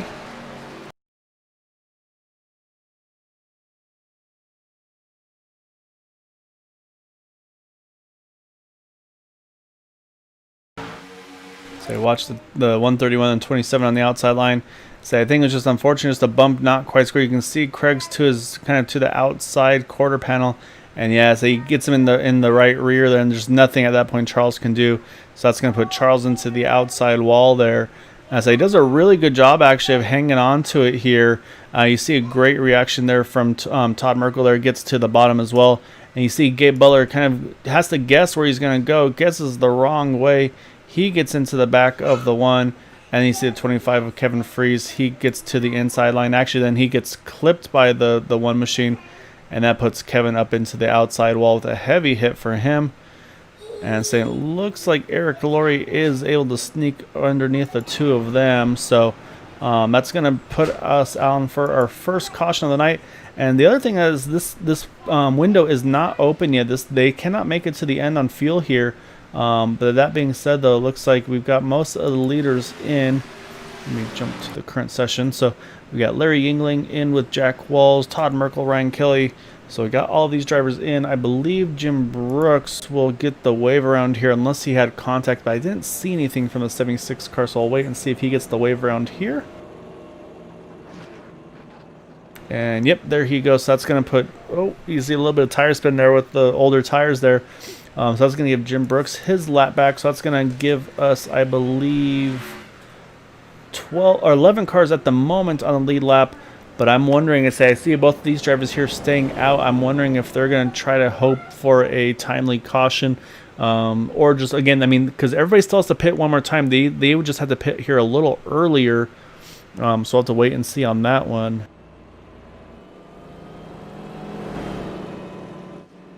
It looks like through the pit stop cycle here, Dale Willoughby is going to come through with the lead. Looks like he went fuel only in that number 7 car. And looks like Larry Yingling going to come out of the pits in second. You see Ryan Kelly there up into the 3rd position here. So kind of fortunes changing a little bit. There you see Jack Walls there in 4th. Looks like Jack went ahead and took 4 tires. And one of Gabe Butler, looks like he went ahead and used the faster pair that he had, from what I can tell.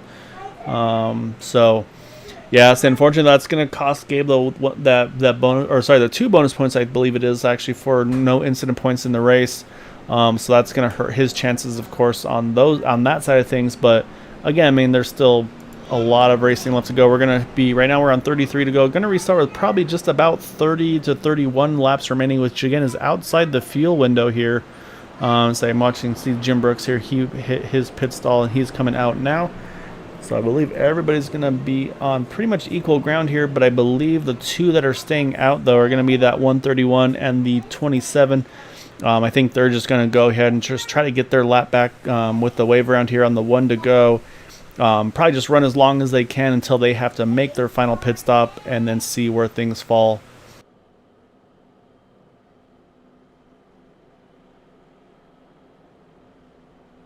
We got a couple takers here to top off on the 1 to go.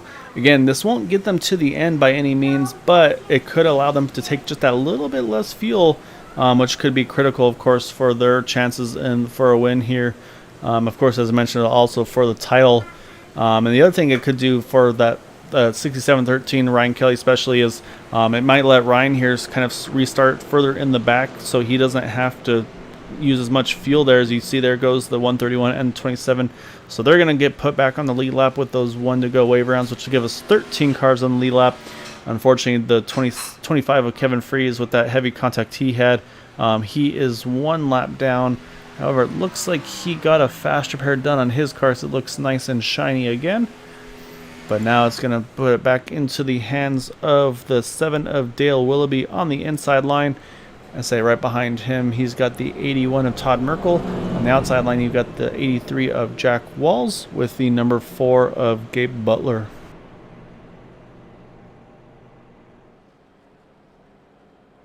You can see there's going to be a lot of cars here lined up on the inside line, so that's something that we're going to have to be careful about, because now that we have a restart here, that number 7, he can go whenever he wants to. He doesn't have to wait until the green flag. If he wants to go early, he can, and that could actually separate the field a little bit. So we'll kind of keep an eye on that as things go here. And so the other kind of interesting thing is we've kind of got the teammates split up a little bit. You see you got the 7 on the inside, the 1 on the outside in row number 2. And we saw the 83 and the 81 working together, and they're outside and inside respectively as well. So we'll see if at some point if they try to kind of switch things over, because this is going to be Jack's best opportunity here to try to get a lap led in that number 83 car. But again, though, say it's just going to all be about getting that help early on. As you can see, with everybody here restarting on the inside line because of those top offs on the 1 to go. You see Jim Brooks there. Say he's somehow with that getting the wave around under that caution. He's going to restart 6th because of all those drivers that went ahead and topped off on the 1 to go. So we're going to have to wait and see. We're going to restart here with 31 laps to go. I'm going to put it back into the hands of that 7 of Dale Willoughby. We'll see what he's going to do when he's going to go, because it's up to him at this point in the race. See, right now he's holding that 70 mile per hour pace. He might be waiting to go until that green flag flies. And yet he waited till the green flag flew, and we are away. And Dale Willoughby on the inside line. And you see right away that 7, the number 1 of Gabe Butler, he jumps to the inside line. Oh, you see Jack Wall's able to get to the inside as well in front of the 81 of Todd Merkel. So now, say if Jack can get a run here, say even if it's not like completely clearing the number 7 car, if he and Todd, if they can maybe push together here and get that run, maybe Jack can just clear him at the line and get a lap led that way. And then from then on, he's in good shape to go with that bonus point in his pocket. So I'll have to wait and see on that one. You see he is peeking just to the outside of the number 7 machine. Isn't going to do anything with it yet, because he just doesn't have any help from the 81 of Todd Merkel at this point in the race. So that's going to be the next thing for him to watch for.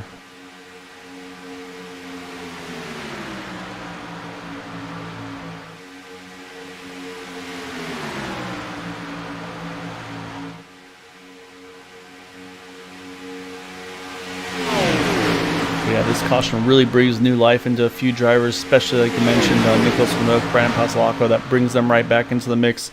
Jim Brooks as well, of course. Also the 87 of Raymond Rittenauer. All these drivers now puts them back on the lead lap on equal fuel and tires as well. So huge benefit for them here. As right now still that 7 of Dale will be leading the way. I just have this sinking feeling at some point Jack's going to get a good enough run to the back of that 7 car and have Todd Merkel with him, where maybe he tries to make a jump to the top side and get a lap led. But right now it looks like he's just going to let Dale here lead the way. And again, they probably just use as much fuel as he possibly can. But again, right now nobody can make it to the end here. Everybody's going to be about 5 to 6 laps short or so. Which will obviously throw that into the equation for what the strategy is going to be. It also looks like those drivers that took the wave around there, the 131, the 27, I believe they actually wound up pitting there under the yellow, which if you do take the wave around, you're not allowed to pit there. So unfortunately, I believe that gave a pit penalty for that 131 Craig Forsyth, as well as the 27 of Charles Teed. So now what Craig's going to have to try to do in that 131 car is try to tag onto this lead pack here and try to be that first car 1 lap down. He's going to be competing against Kevin Freeze. You see him stay to the inside line here.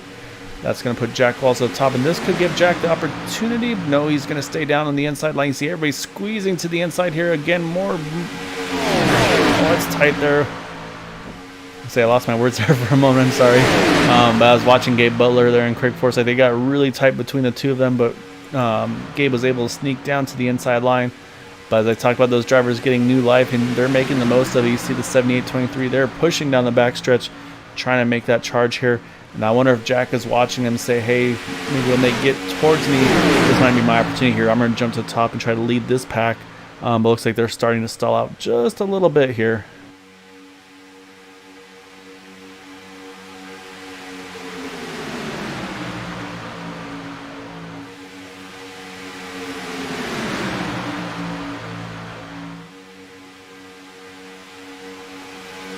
Of course, the next question will be also on the pit strategy side of things.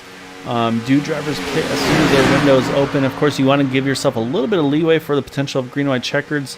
So maybe you don't pit at 25 to go, but maybe like 22, maybe something like that to go, because that obviously would come into play as well. Or do you just run this as long as you can here and just wait to make a pit stop under caution if the future comes out? Or do you just wait to pit until that window, until you just have to take fuel and take the bare minimum? So I'm going to be curious to see what the strategy is going to be there, because if you can do it, but you're going to need help, and that's where that teamwork comes into play with that 7, for example, the 1, the 71, the 25. They can all jump together, and they would have a pretty solid forward car group, probably actually 5 with the 87 as well. I'm not sure if the 67 and the 13 are in the same boat as well or not. But that could definitely come into play here as well.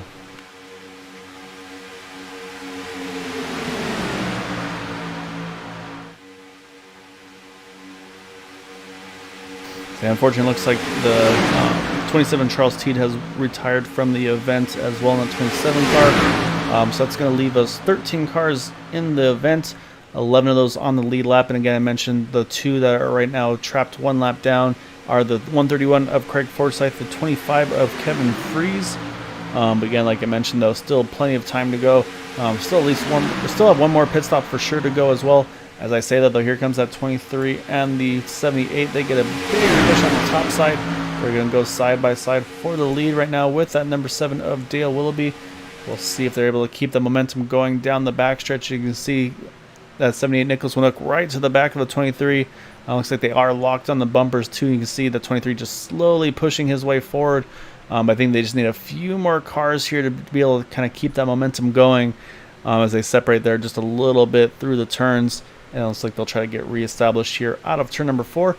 As you see, Jim Brooks, Craig Forsyth, they're going to join this party as well, try to give a few more cars to the top line. And I just wonder, does Jack Walls think about this, or is he just thinking maybe full fuel save right now in the 83 car? At some point, you would think he's got to be tempted there to jump to the top and try to get a lap lead there in this number 83 machine.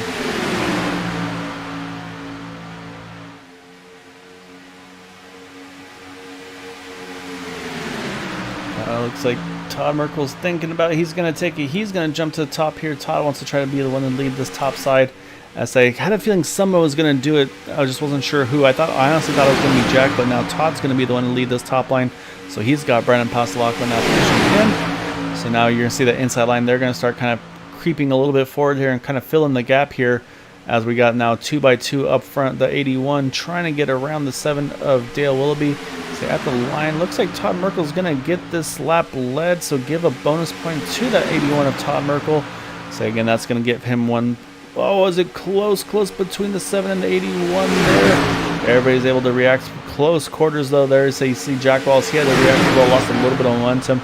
And that's now actually regained the momentum now for the top side with the 23 now, Brandon Passalacqua. As he's making a big run to the top. He looks like he's going to clear, as is the 78. 78's going to try to squeeze in. Oh, contact between the 81 there. Oh, we got trouble. We got a bunch of cars involved.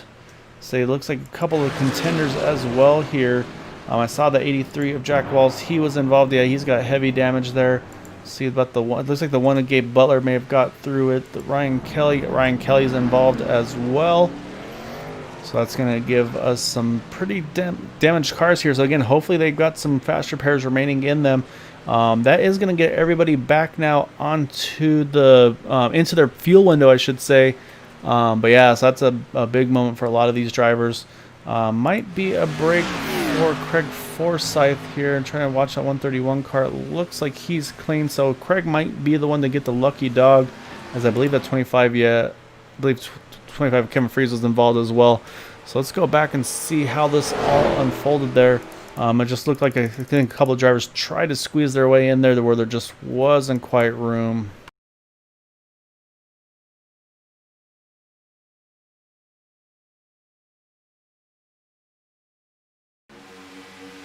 So you see Brandon Pasalacqua, he gets the inside.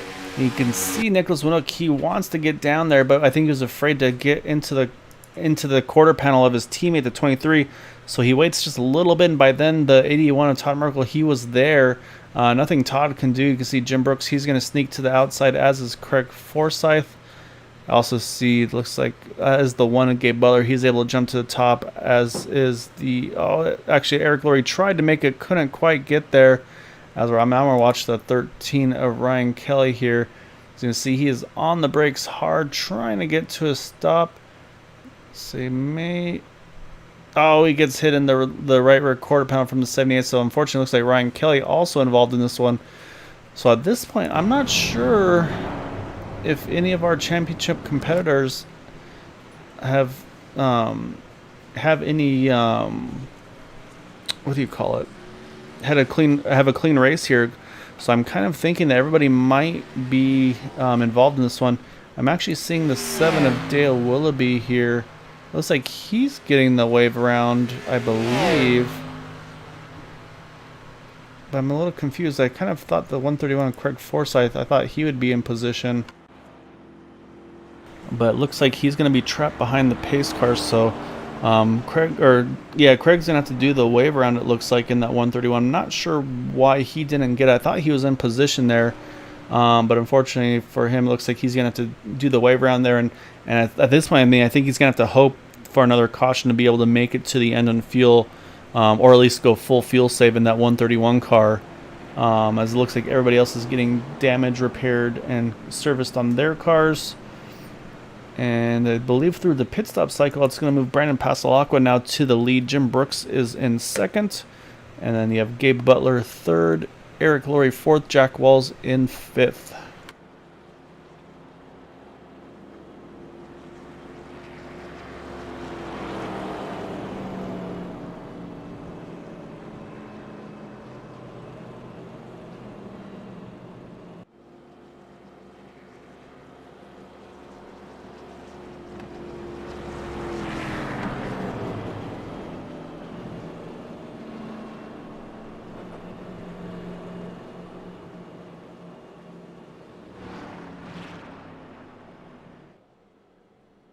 Alright, so I'm going to pull the points back up so we can see where things were at the beginning. So entering the race, as you can see, Jack Walls had that 1 point lead over Ryan Kelly. As we've seen, both drivers have been involved in incidents, so neither of them are going to get any bonus points for a clean race. Gabe Butler in the one machine. I believe Gabe was involved in an incident as well. I can't remember offhand, to be honest, though, but I thought he got caught up in one as well. And then we have the 131 Craig Forsyth. He's trying to get the wave around here on the one to go, so he's going to be tight on fuel if he can make it. Unfortunately, as we saw, Todd Merkel definitely was involved in that one as well. So there's going to be very minimal drivers here at this point, I think, that have no incident points in this, that were in contention for the title. So say those 2 points may not wind up coming into play for a lot of these drivers here. So I'll keep an eye on that. But so say now, of course, everybody's mind, of course, is just going to be trying to get to the checkers first, get the win here. So say I'm trying to take a look at some of these cars and damage that they've got. But yeah, so right now though, so I wish there was an easier way to know if anybody had incident points, but I am not aware of it offhand, unfortunately. So yeah, so say now it's just, I think, going to be kind of a sprint to the finish. As say 20 laps remaining, 19 to go at the line. I believe everybody should be able to make it on fuel as long as they put enough fuel in their cars to make it to the end. As I say that because I see Gabe Butler in the one kind of just running the bottom here on the apron, probably knowing him saving as much fuel as possible. But some of the drivers might be thinking with the potential of green-white checkered finishes as well. So yeah, we're going to have to wait and see. As say we're going to come around here with 19 to go, and we'll get things back underway.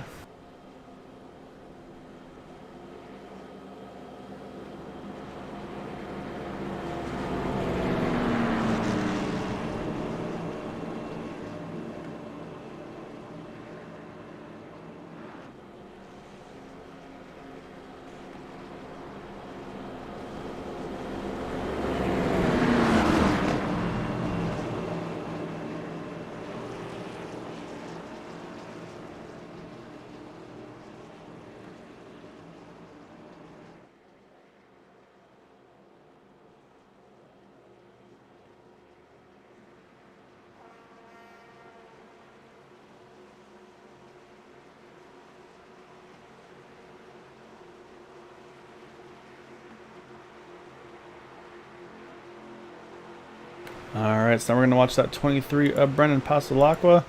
Say it's up to him when he wants to go. Say a lot of times you'll see at the plate races, they're going to wait till that green flag flies because you don't want to get too far ahead because then they're just going to eat you up with that draft. And we are away. And it looks like, again, a pretty even start up on the front row here. See Jim Brooks there, he's kind of separated away a little bit from Eric Laurie here. And so you see the one of Gabe Butler right behind the 23 of Brendan Pasalacqua. So now at some point, you can see there, Eric jumps to the inside as soon as that opening brought itself available. So now again, I still want to see that 83 Jack Wells. He still has yet to lead a lap, so I kind of wonder when that's going to happen. If he's going to at some point try to make the push, but right now though, as you can see behind him, he's that 071 of Eric Laurie. I don't suspect we'll see Eric follow him to the top, as he'll have his teammate there, the number 1 of Gabe Butler, to the inside. So kind of have to wait and see. And as a good idea, I should move the standings. Appreciate it, Dwight. Sorry, miss you here on track. So it'd be nice to have you racing with this one with us tonight. But yeah, I appreciate you catching that for me. But yeah, 18 to go here. So you see Jim Brooks. Unfortunately, nobody went to the top side with him, so he's gonna fall all the way to the back there in that 76 car, right behind the 25 of Kevin Freeze. Kevin, unfortunately, still trapped a lap down. You also see a little bit of a connection hiccup from that 78 of Nicholas Winook. That's why he's going to make drivers a little bit nervous as well. But right now, again, everybody running back single file here to the inside line. So everybody's going to stay kind of lockstep here as we come around. It's going to be 17 to go this time around.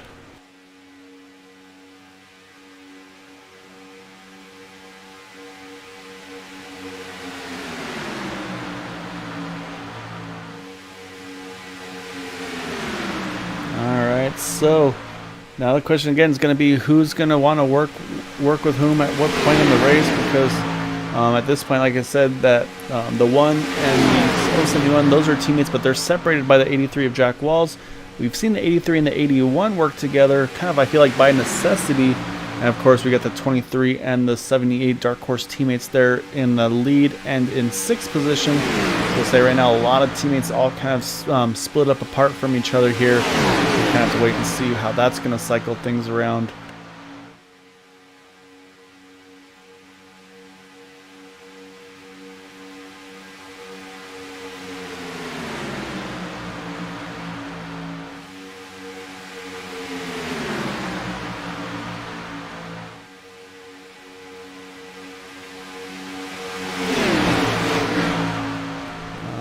So coming through 1 and 2, see a few drivers here start jumping to the top side.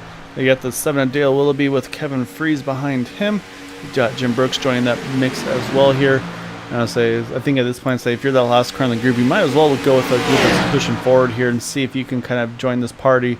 So we'll see what they're able to do as we're going to come around next time by. It's going to be 15 laps remaining.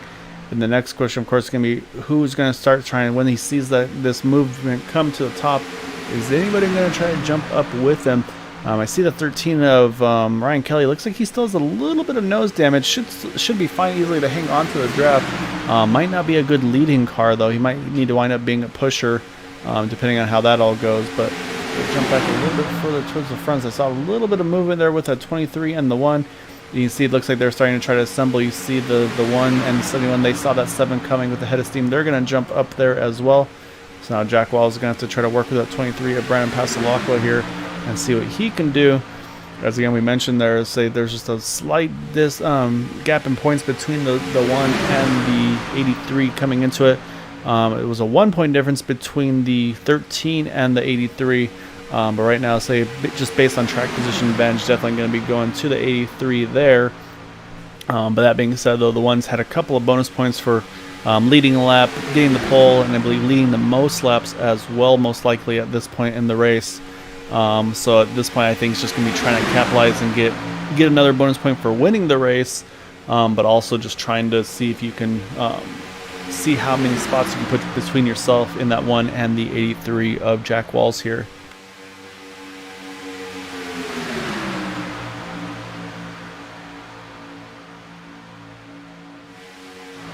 So right now we have the first 4 rows all running 2 by 2 here.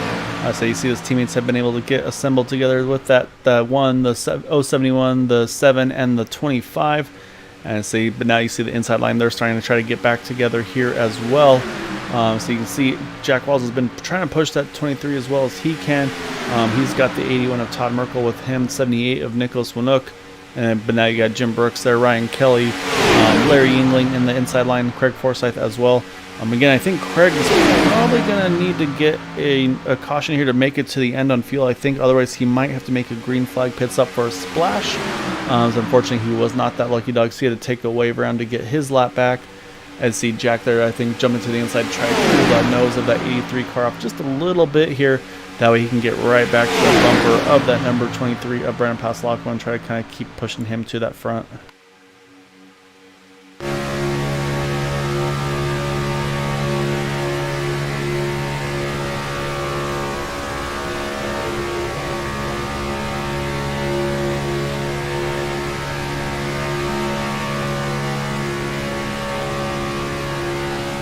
Of course, right now I think Jack would love to be the one to lead this pack, but I think him being where he is and being able to kind of control his destiny a little bit is going to probably be in this kind of the next best place he can be here.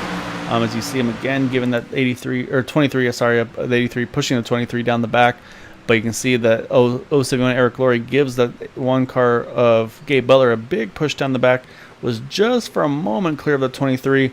But again, so you will see the kind of those ebbs and flows, and so it's going to now put them back side by side as they come through the tri-oval here. As I say, we're going to get 11 laps to go here at the line.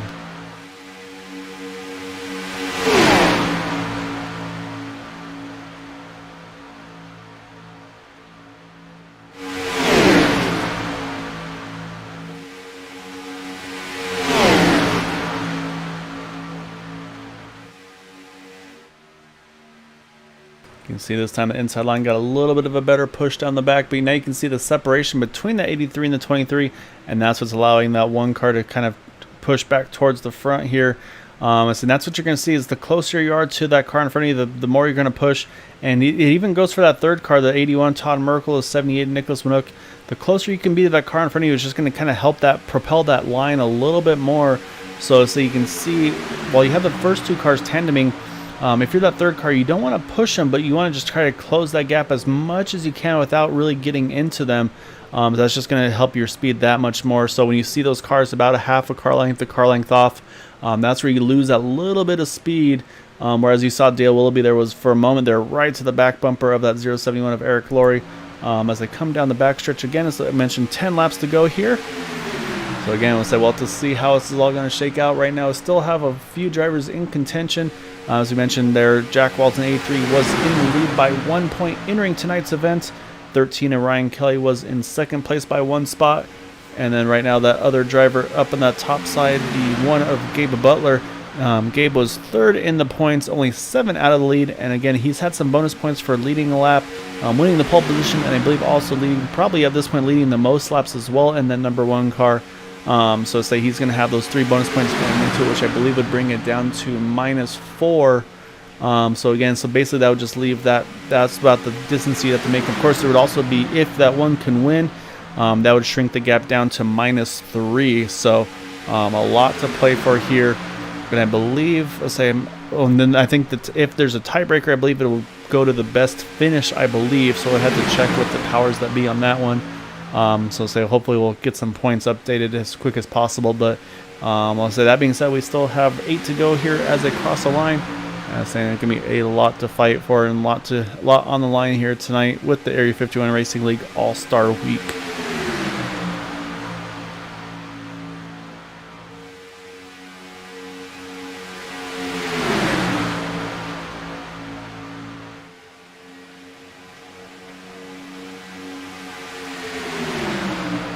See, so far that inside line's been able to hold pretty solidly against that outside line. So they've only got the 4 of them, whereas the inside line right now has got 5 altogether, and we got a couple more just a little further back. So unfortunately, I think that nose damage to Ryan Kelly is definitely hurting his chances here to keep up with them. So right now, Brandon Paslock, I think he's going to do what he can to stay with that number 83 of Jack Wells. I think that's where the momentum is. But at some point, does he think about jumping to the middle? If he sees that one jump to the outside, or does he need to stay committed to the outside, or to the inside line, I should say, with Jack Walls? Because Again, it's sometimes you see if they jump to that outside, you'll probably see everybody try to kind of ditch you there. So you have to be careful on that. As you saw there, Nicholas Winook just touched the apron a little bit there. As you can see, a lot of movement starting to happen here. So you can see a big shuffle a little bit. And again, I mentioned there for Jack Walls to get and try to lead a lap. I think at this point here, if you're going to try to lead a lap, it's going to have to be the last lap, because I think if you jump in front of that one here, I think he's just going to jump to the top side and try to leave you. So I think, like I said, I think Jack Walls, he's just going to have to hook onto the back of that 23. And unfortunately, you see the Craig Forsyth, he's got to hit the pits there. Try to see how far he can go in field, but just isn't going to be able to make it to the end. So he's going to hop in here for a splash. But if he can get a quick stop in, he might be able to stay on the lead lap. That way, should something happen, he'd be able to stay on the lead lap and still be in contention here. Of course, you never know how these ones are going to end at Daytona and Talladega. Again, as I mentioned, of course, especially with so much on the line here.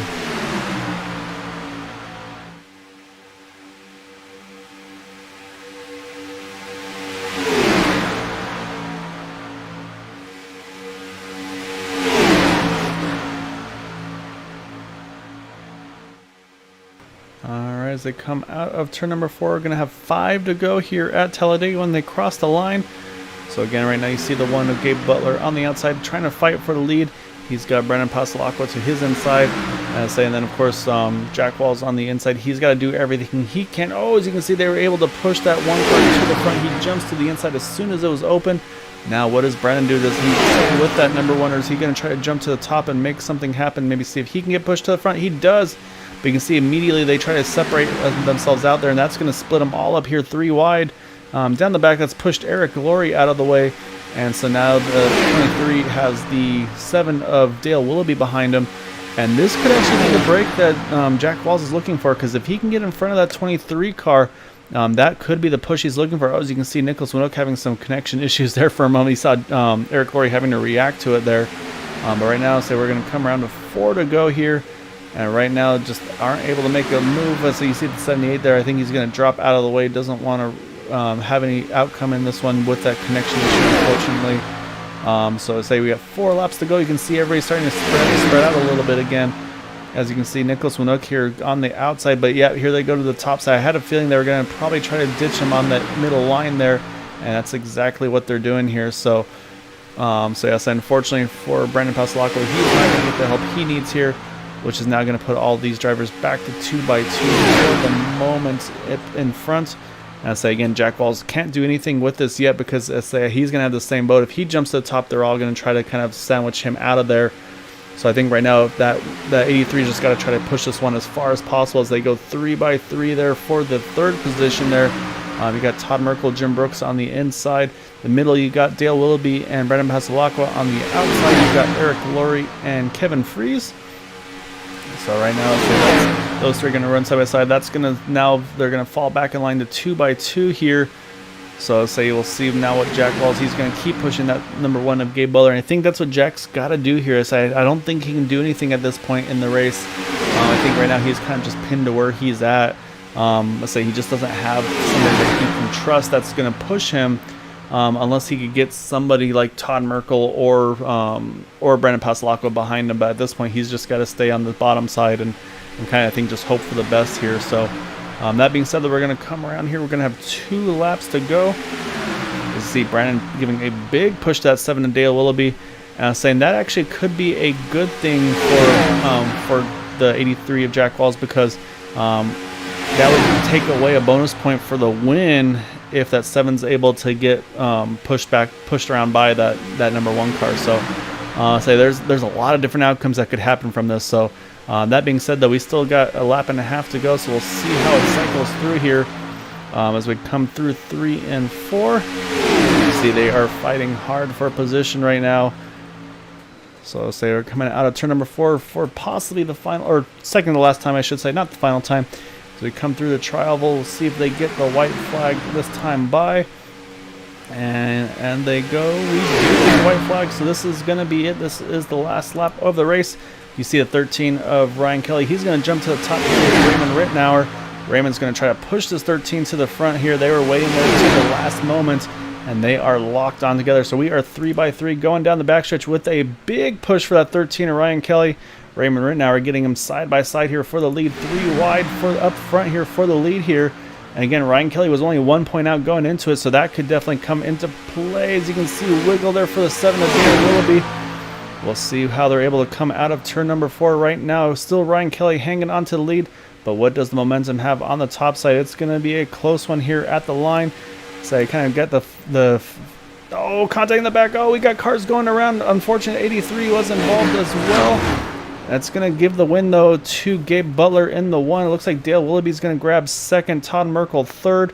And so we'll see. Jack Walls looks like he's going to end up in the 5th position. Let's go back and see how this one all unfolded there at the line. So that was exactly the opposite, of course, of what Jack Walls was wanting to see there. But let's see how this all came about.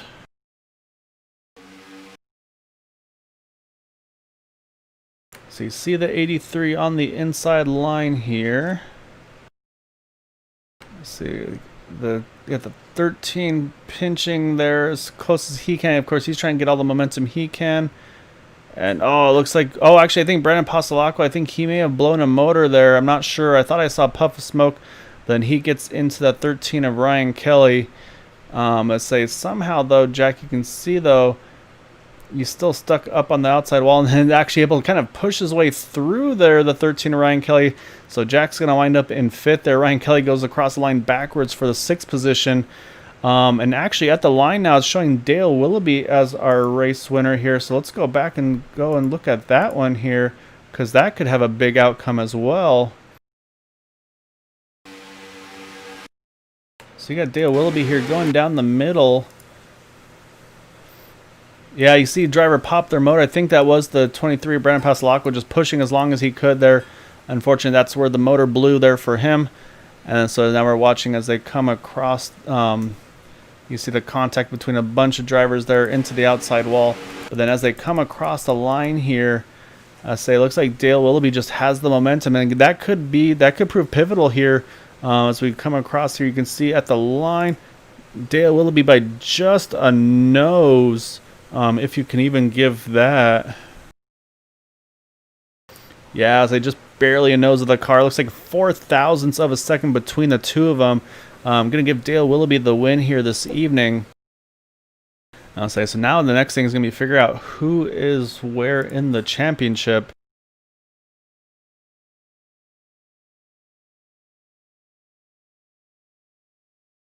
So let me get everything lined up here for just a moment.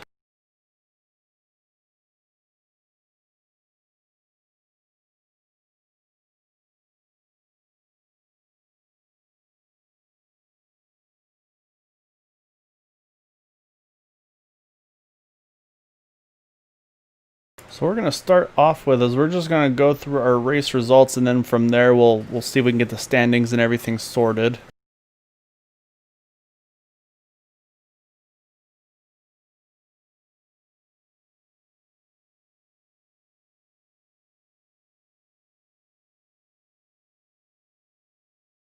So coming out of all that, somehow Dale Willoughby wins the race here, as you see, by 0.04 of a second over Gabe Butler in 2nd, Todd Merkel in 3rd, Jim Brooks 4th, Jack Walls brings it home in 5th after getting caught up in that one. Ryan Kelly comes across backwards for the 6th position, Larry Yingling in 7th, Brandon Pasolaco 8th, Eric Laurie in 9th, and Kevin Fries rounds out our top 10. Unfortunately, we saw Craig Forsyth had to pit there under caution or under the green flag just due to the didn't have the fuel to make it to the end. He had Nicholas Winoku pulled off there with those connection issues, and unfortunately Raymond Rittenauer, Charles Teed, and Robbie Richards all retired early from tonight's race. So now what I'm going to do is see if I can hunt down some race results. I'm sure the admins on the back end are working on things as quick as possible here. So what we will do, though, is we'll pull up our interviewees and get our top 3.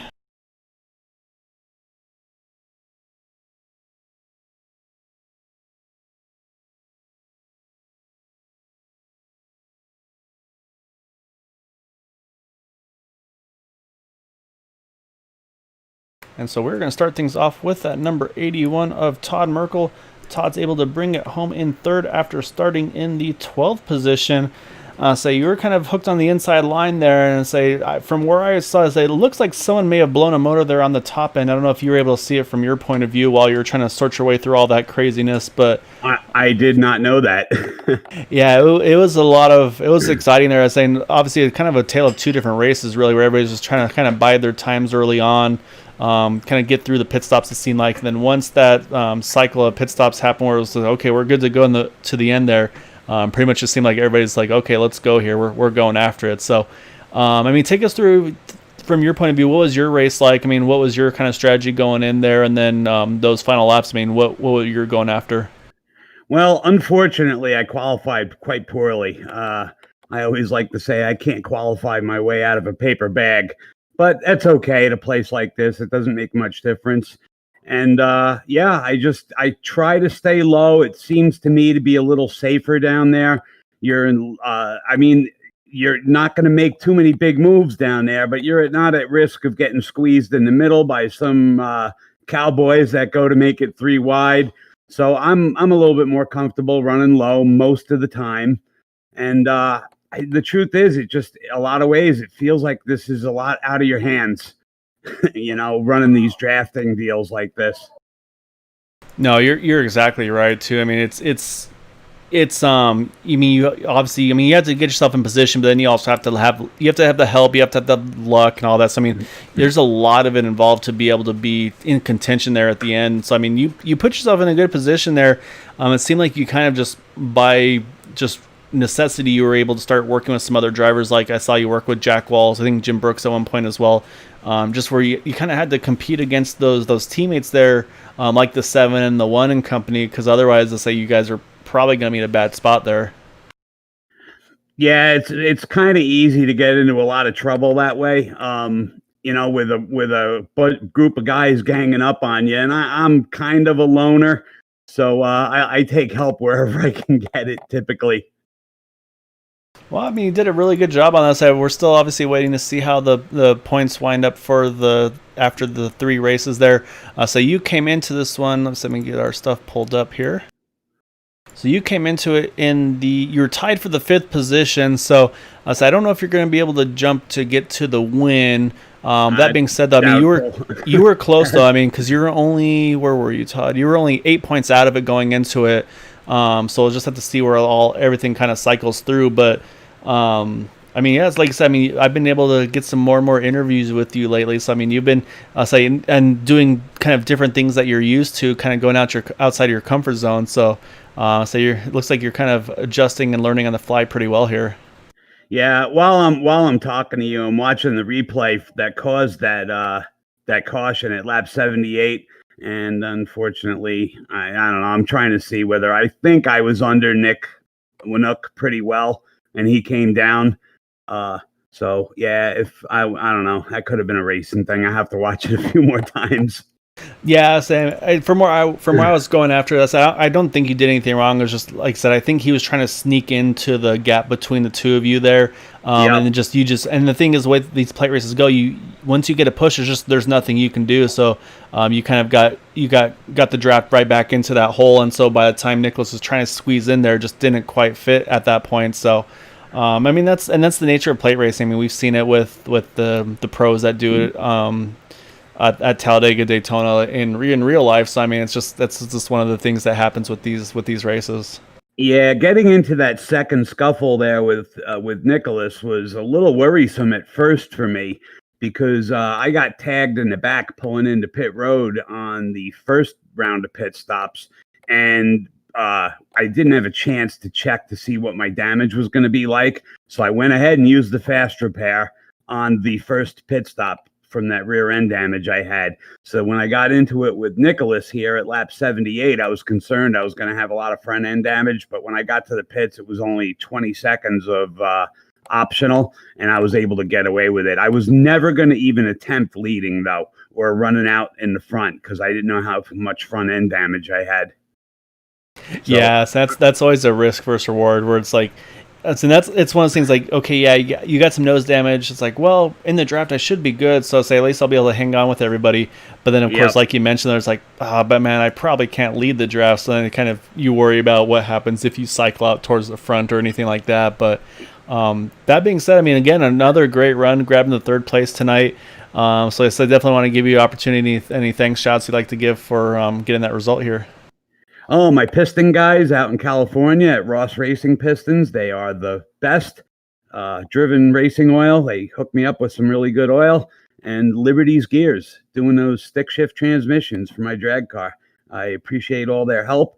And you guys at Green White Checkered TV and the Area 51 organization. It's like I'm just really, really impressed with how things have been going. We had a couple little wrecks tonight, but if you look like at the average X number per driver now compared to what it was right at the beginning of the season, it's got to be much, much less. I mean, we run, 60, 70 laps at a time without a wreck, and it's really getting impressive. Yeah, I know you guys have been able to race really well together. And I was mentioning it too, where it's been really good here. And again, I mean, 100 laps and 2 cautions. So I mean, there's not much more you can ask for on that one, especially with everything you guys had on the line tonight. So it was really exciting and I'm looking forward to season 6 here, not too far away. All right, fantastic. I hope to speak to you again soon. All right, great run, Todd. Congrats again on that top 3. Yeah, and you're right. I look forward to chatting again with you here soon. All right, have a great night. All right, that is our third place finisher, that number 81 of Todd Merkel. Now we got to jump over to that number 1 of Gabe Butler. So Gabe did everything he could tonight to be able to see if he can close the gap there to be able to win the title for the All-Star 3-race shootout there. So you got the pole. I believe you probably led the most laps there, so I don't have the numbers on hand for me on that one, unfortunately. And then it would say, of course, being in contention there at the end. So I'm waiting to see how the points shake out, but I mean, take us through your race, because I mean, it obviously wasn't just a run up front, control the race all day. You guys had to kind of work your way back and forth a couple of times. Yeah, we kind of went in thinking that the race was 75 laps, and then right as we got in the grid, we looked down, it was like 100. We weren't really paying attention, so had to change our way of thinking a little bit. So we thought we'd be safer up front and lead as much as we could, the first quarter or half of the race, and then get back in line for the second half and save some fuel so we could make it on fuel. But ended up getting caught up in a silly wreck there. I can't remember what lap it was on, but that kind of took away some potential points. And so it was a good race overall. I mean, it was pretty fun. And I'm not sure who blew up there at the end, but great effort by Jack pushing, and congratulations to Dale on the win. Yeah, so you're exactly right. I was kind of mentioning, like, Jack was kind of between a rock and a hard place there, because obviously he wants to, like, pushing you as his best chance to have a good result for himself, to try to have a chance at that title. But then at the same time, I mean, that if he pushed you to the win, that could be the bonus point for you for getting that. And like you said, unfortunately, that caution there, like, gave actually a bunch of drivers look like got caught up in that one. So the no incident points, I think that kind of got thrown out the window as well there. So I think on what was available, I think you capitalized on most of them. They're getting, I think, probably 3 bonus points for the leading a lap, leading the most laps in the pole position. So I'd say that'll obviously put you in a better spot going into it, and then being able to beat Jack by a couple spots as well. So I think it's going to be pretty tight here. We'll have to wait and see. I'm still waiting to see what the results are going to be. But I mean, yeah, I say, while we'll wait for that, I say, of course, before I have a chance to chat with Dale as well, I mean, I'm gonna give you the floor. Any thanks, shouts you'd like to give, and say anything that maybe that you wanted to mention or that you noticed during the race at all tonight. Just a shout out to the teammates as usual. We had some really good pit stops again. That's key here if it stays green, and of course yourself for all these broadcasts that you do. They're fantastic, and a big shout out to Area 51 for putting all this on. I mean, it's a lot of work, it's a lot of headache. You got to put up with a lot of yakking and fellas complaining from time to time after wrecks and so forth, but it's all part of the racing, and for the most part, all the guys are really good here, and they do their best. So it's enjoyable. I just want to thank especially Charles and Jim and the guys behind the scenes that they don't get enough credit. So big shout out to them. Yes, I agree with you. So So I'm sure they appreciate it. So you guys, I mean, you guys put on a great show, so I'm sure it makes it worth it for them as well. And say obviously it makes it a lot of fun for me to be able to broadcast as well. So say great run. Let's say like unfortunately, let's say 0.04 of a second between yourself and Dale there at the end. I'll say we'll have to wait and see what the results are going to be for the standings, of course. So great run though. And say we'll have a chat with Dale here, and then we'll go over the points in just a little bit. And appreciate it. All right, so that was our second place finisher, that number 1 of Gabe Butler. Now we got to jump over to our race runner, that number 7 of Dale Willoughby. So bring Dale in over here. So getting the win tonight, I say obviously wasn't without any trouble. Say as we see as your car goes by, I say the whole center of the back of the car is just all kind of punched in there. But I say at that point, back doesn't matter. So you just have the nose clean and get that push you need at the end, which you're able to do here tonight. Oh, yeah, I got a great push from Brandon. Thanks, Brandon. Sorry he blew it up, took out the whole field, but right place, right time. That's all that was. You're going to have arrow if you're stuck in the middle. Yeah, no, I say there's that one point in the towards the end there where everybody was kind of trying to cycle around and put themselves in that position there, and it got wild there as people are trying to go top, go bottom. You guys are 3x3 there coming to the line there, and like you mentioned, unfortunately for Brandon, popped the motor there, and say I think that's where kind of things kind of unleashed at that point. But I mean, yeah. Did you think you had the win at the end there? Because I say we went back and looked at, 0.04 of a second between yourself and Gabe there. No, I could see I had it at the line. It was, I don't know, coming to the trial. I didn't know if I had it or not. Ryan and Larry had a hell of a run on top. Gabe and Jack, I knew Jack was going to push Gabe because he wanted in front of me. I was just hoping the guy behind me had enough to get me to the line. It was a great run by the team. Appreciate all the help I got tonight. That's all that was. Just right place, right time. Yeah, so you guys had a great teamwork with your pit stops again. Let's say getting in and out, able to stay with that lead pack. I mean, that was obviously critical as the kind of the lead pack had shrunk a fair bit there before the caution brought everybody back into the mix there as well. So you guys are just showing again week in week out what you're able to do as you work together and hit the entry and exit marks. That's kind of the critical thing for you guys.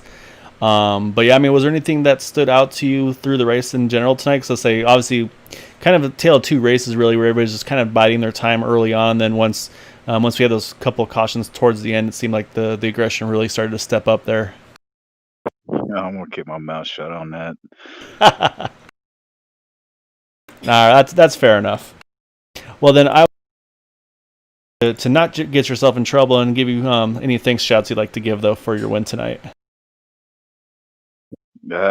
Thanks, Charles Johnson and Area 51. All y'all do. Thank you, Gail, for putting on these broadcasts for us. You do one hell of a job. I thank my teammates, Gabe Butler, Ray Rittenauer, Kevin Freeze, Eric Laurie, Duke Conrad. I miss Matt Quick, Kevin Hash. Sorry them guys weren't here. Maybe they'll be back for season 6.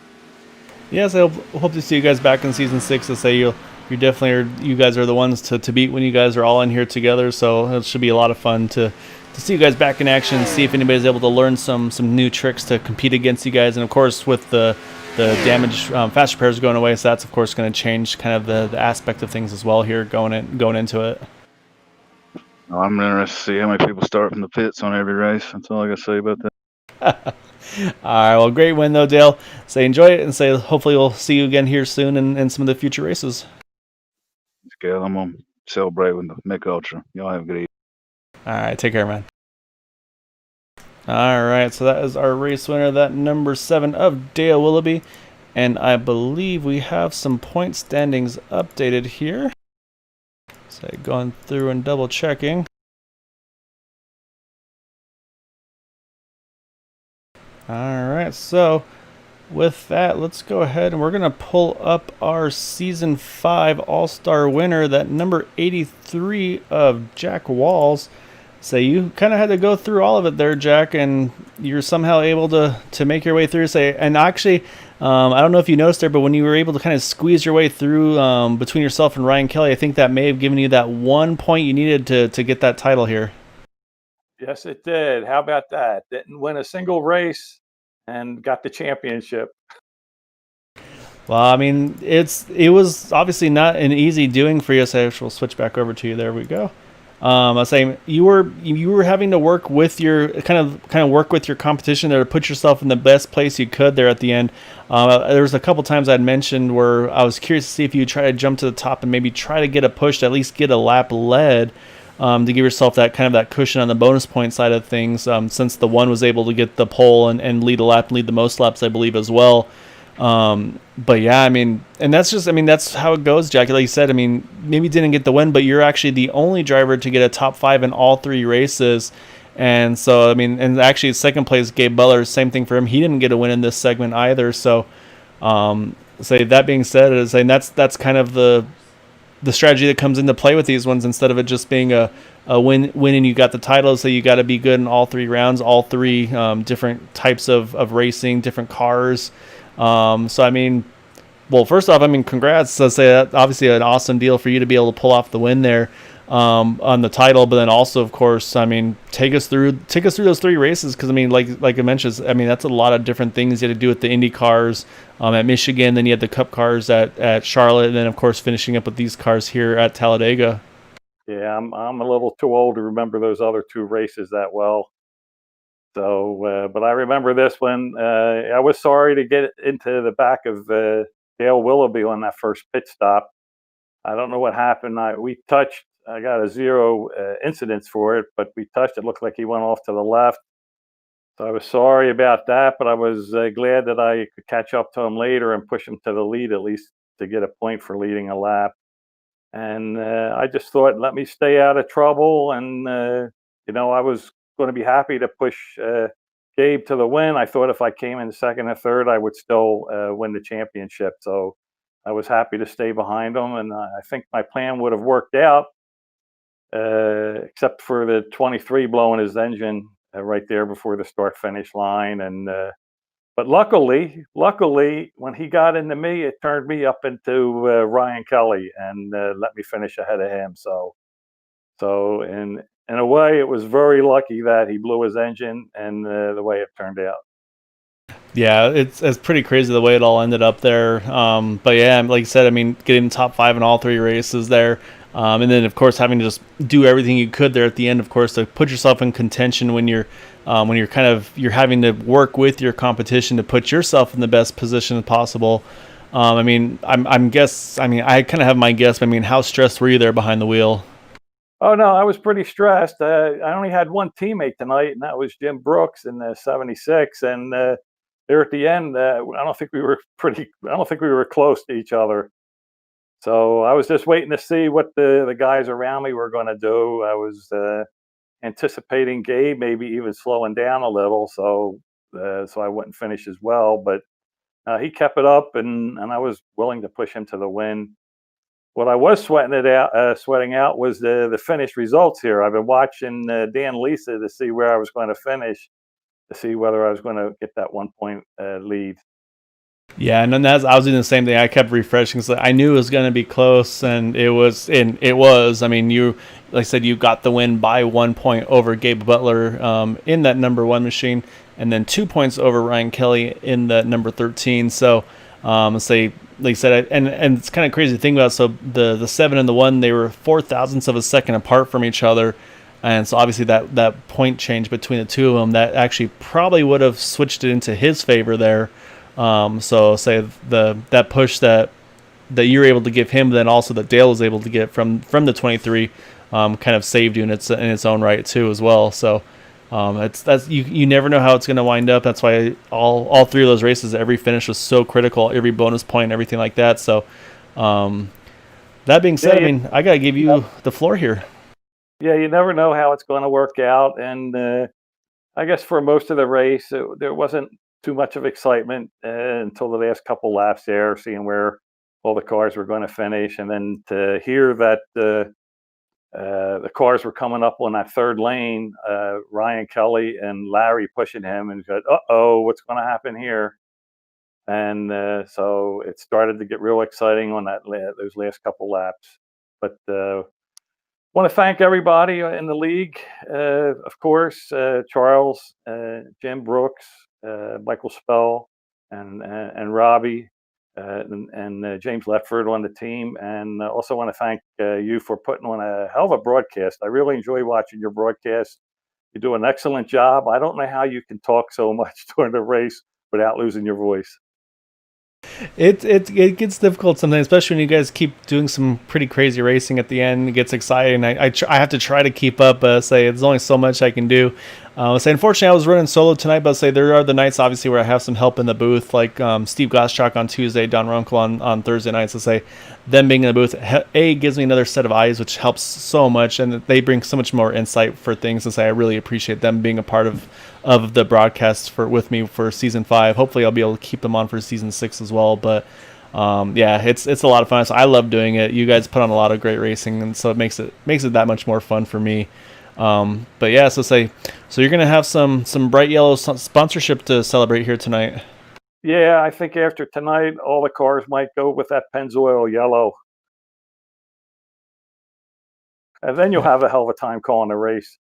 There you go. So we'll see who's going to join you on the Pennzoil yellow paint schemes. Hopefully not too many, because yeah, I might get confused pretty easily there. But that being said, I think you got to hold that off for yourself, because so you've got your thing going. They got to find their own deal there. Hell yeah. All right. Okay. Well, congrats though, Jack, because I enjoyed that season 5 All-Star title.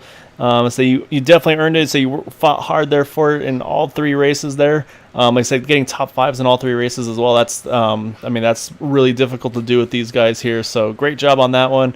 And say look forward to catching you here soon in season 6. Okay. Well, you take care and have yourself a good night. All right, so there you have it. Our Season 5 All-Star champion, Jack Walls, getting the win, or getting the title by 5 points. Also, I'll pull the standings back up again. So you can see there, 1 point difference between himself and Ryan Kelly. Oh, no, actually, that's the old points. Let me fix that. I was wondering why those numbers didn't look right.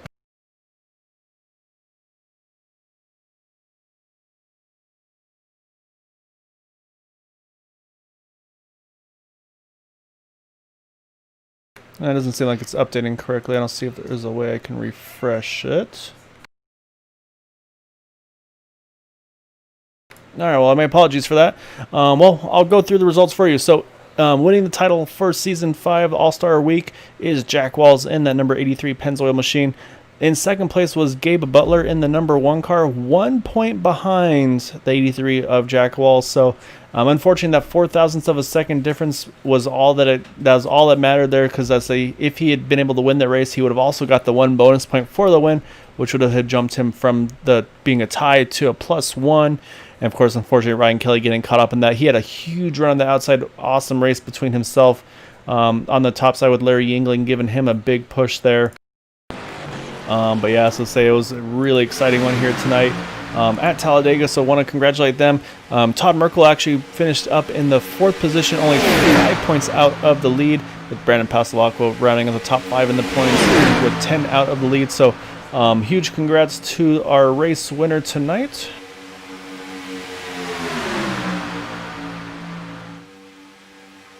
So I want to congratulate our race winner though, Dale Willoughby, with the win. Gabe Butler grabbing that 2nd place finish, and of course in 3rd was the 81 of Todd Merkel. But able to get through this one at the end was that number 83 of Jack Walls to be able to pull off the win this evening. So you see Brandon Passalacqua giving that 7 all that he could do for a push to try to make it to the end and get that 7 to win. Unfortunately, the motor expired on his car just before they got to the start-finish line there through the travel safe. If it was Daytona, he would have been perfect, but unfortunately here it didn't quite work out. So with that, though, that is going to be it for the All-Star Week. I believe I will be back on Tuesday. We're going to have a Indy race that Dark Horse is going to be sponsoring, putting on for everybody, so looking forward to that one. So until then, I hope you all have a wonderful evening. Happy Sunday Eve. Back to reality on Monday. But until then, though, of course, I hope you all have a wonderful night. And, of course, please try to stay home, stay safe, wash your hands, and have a good night.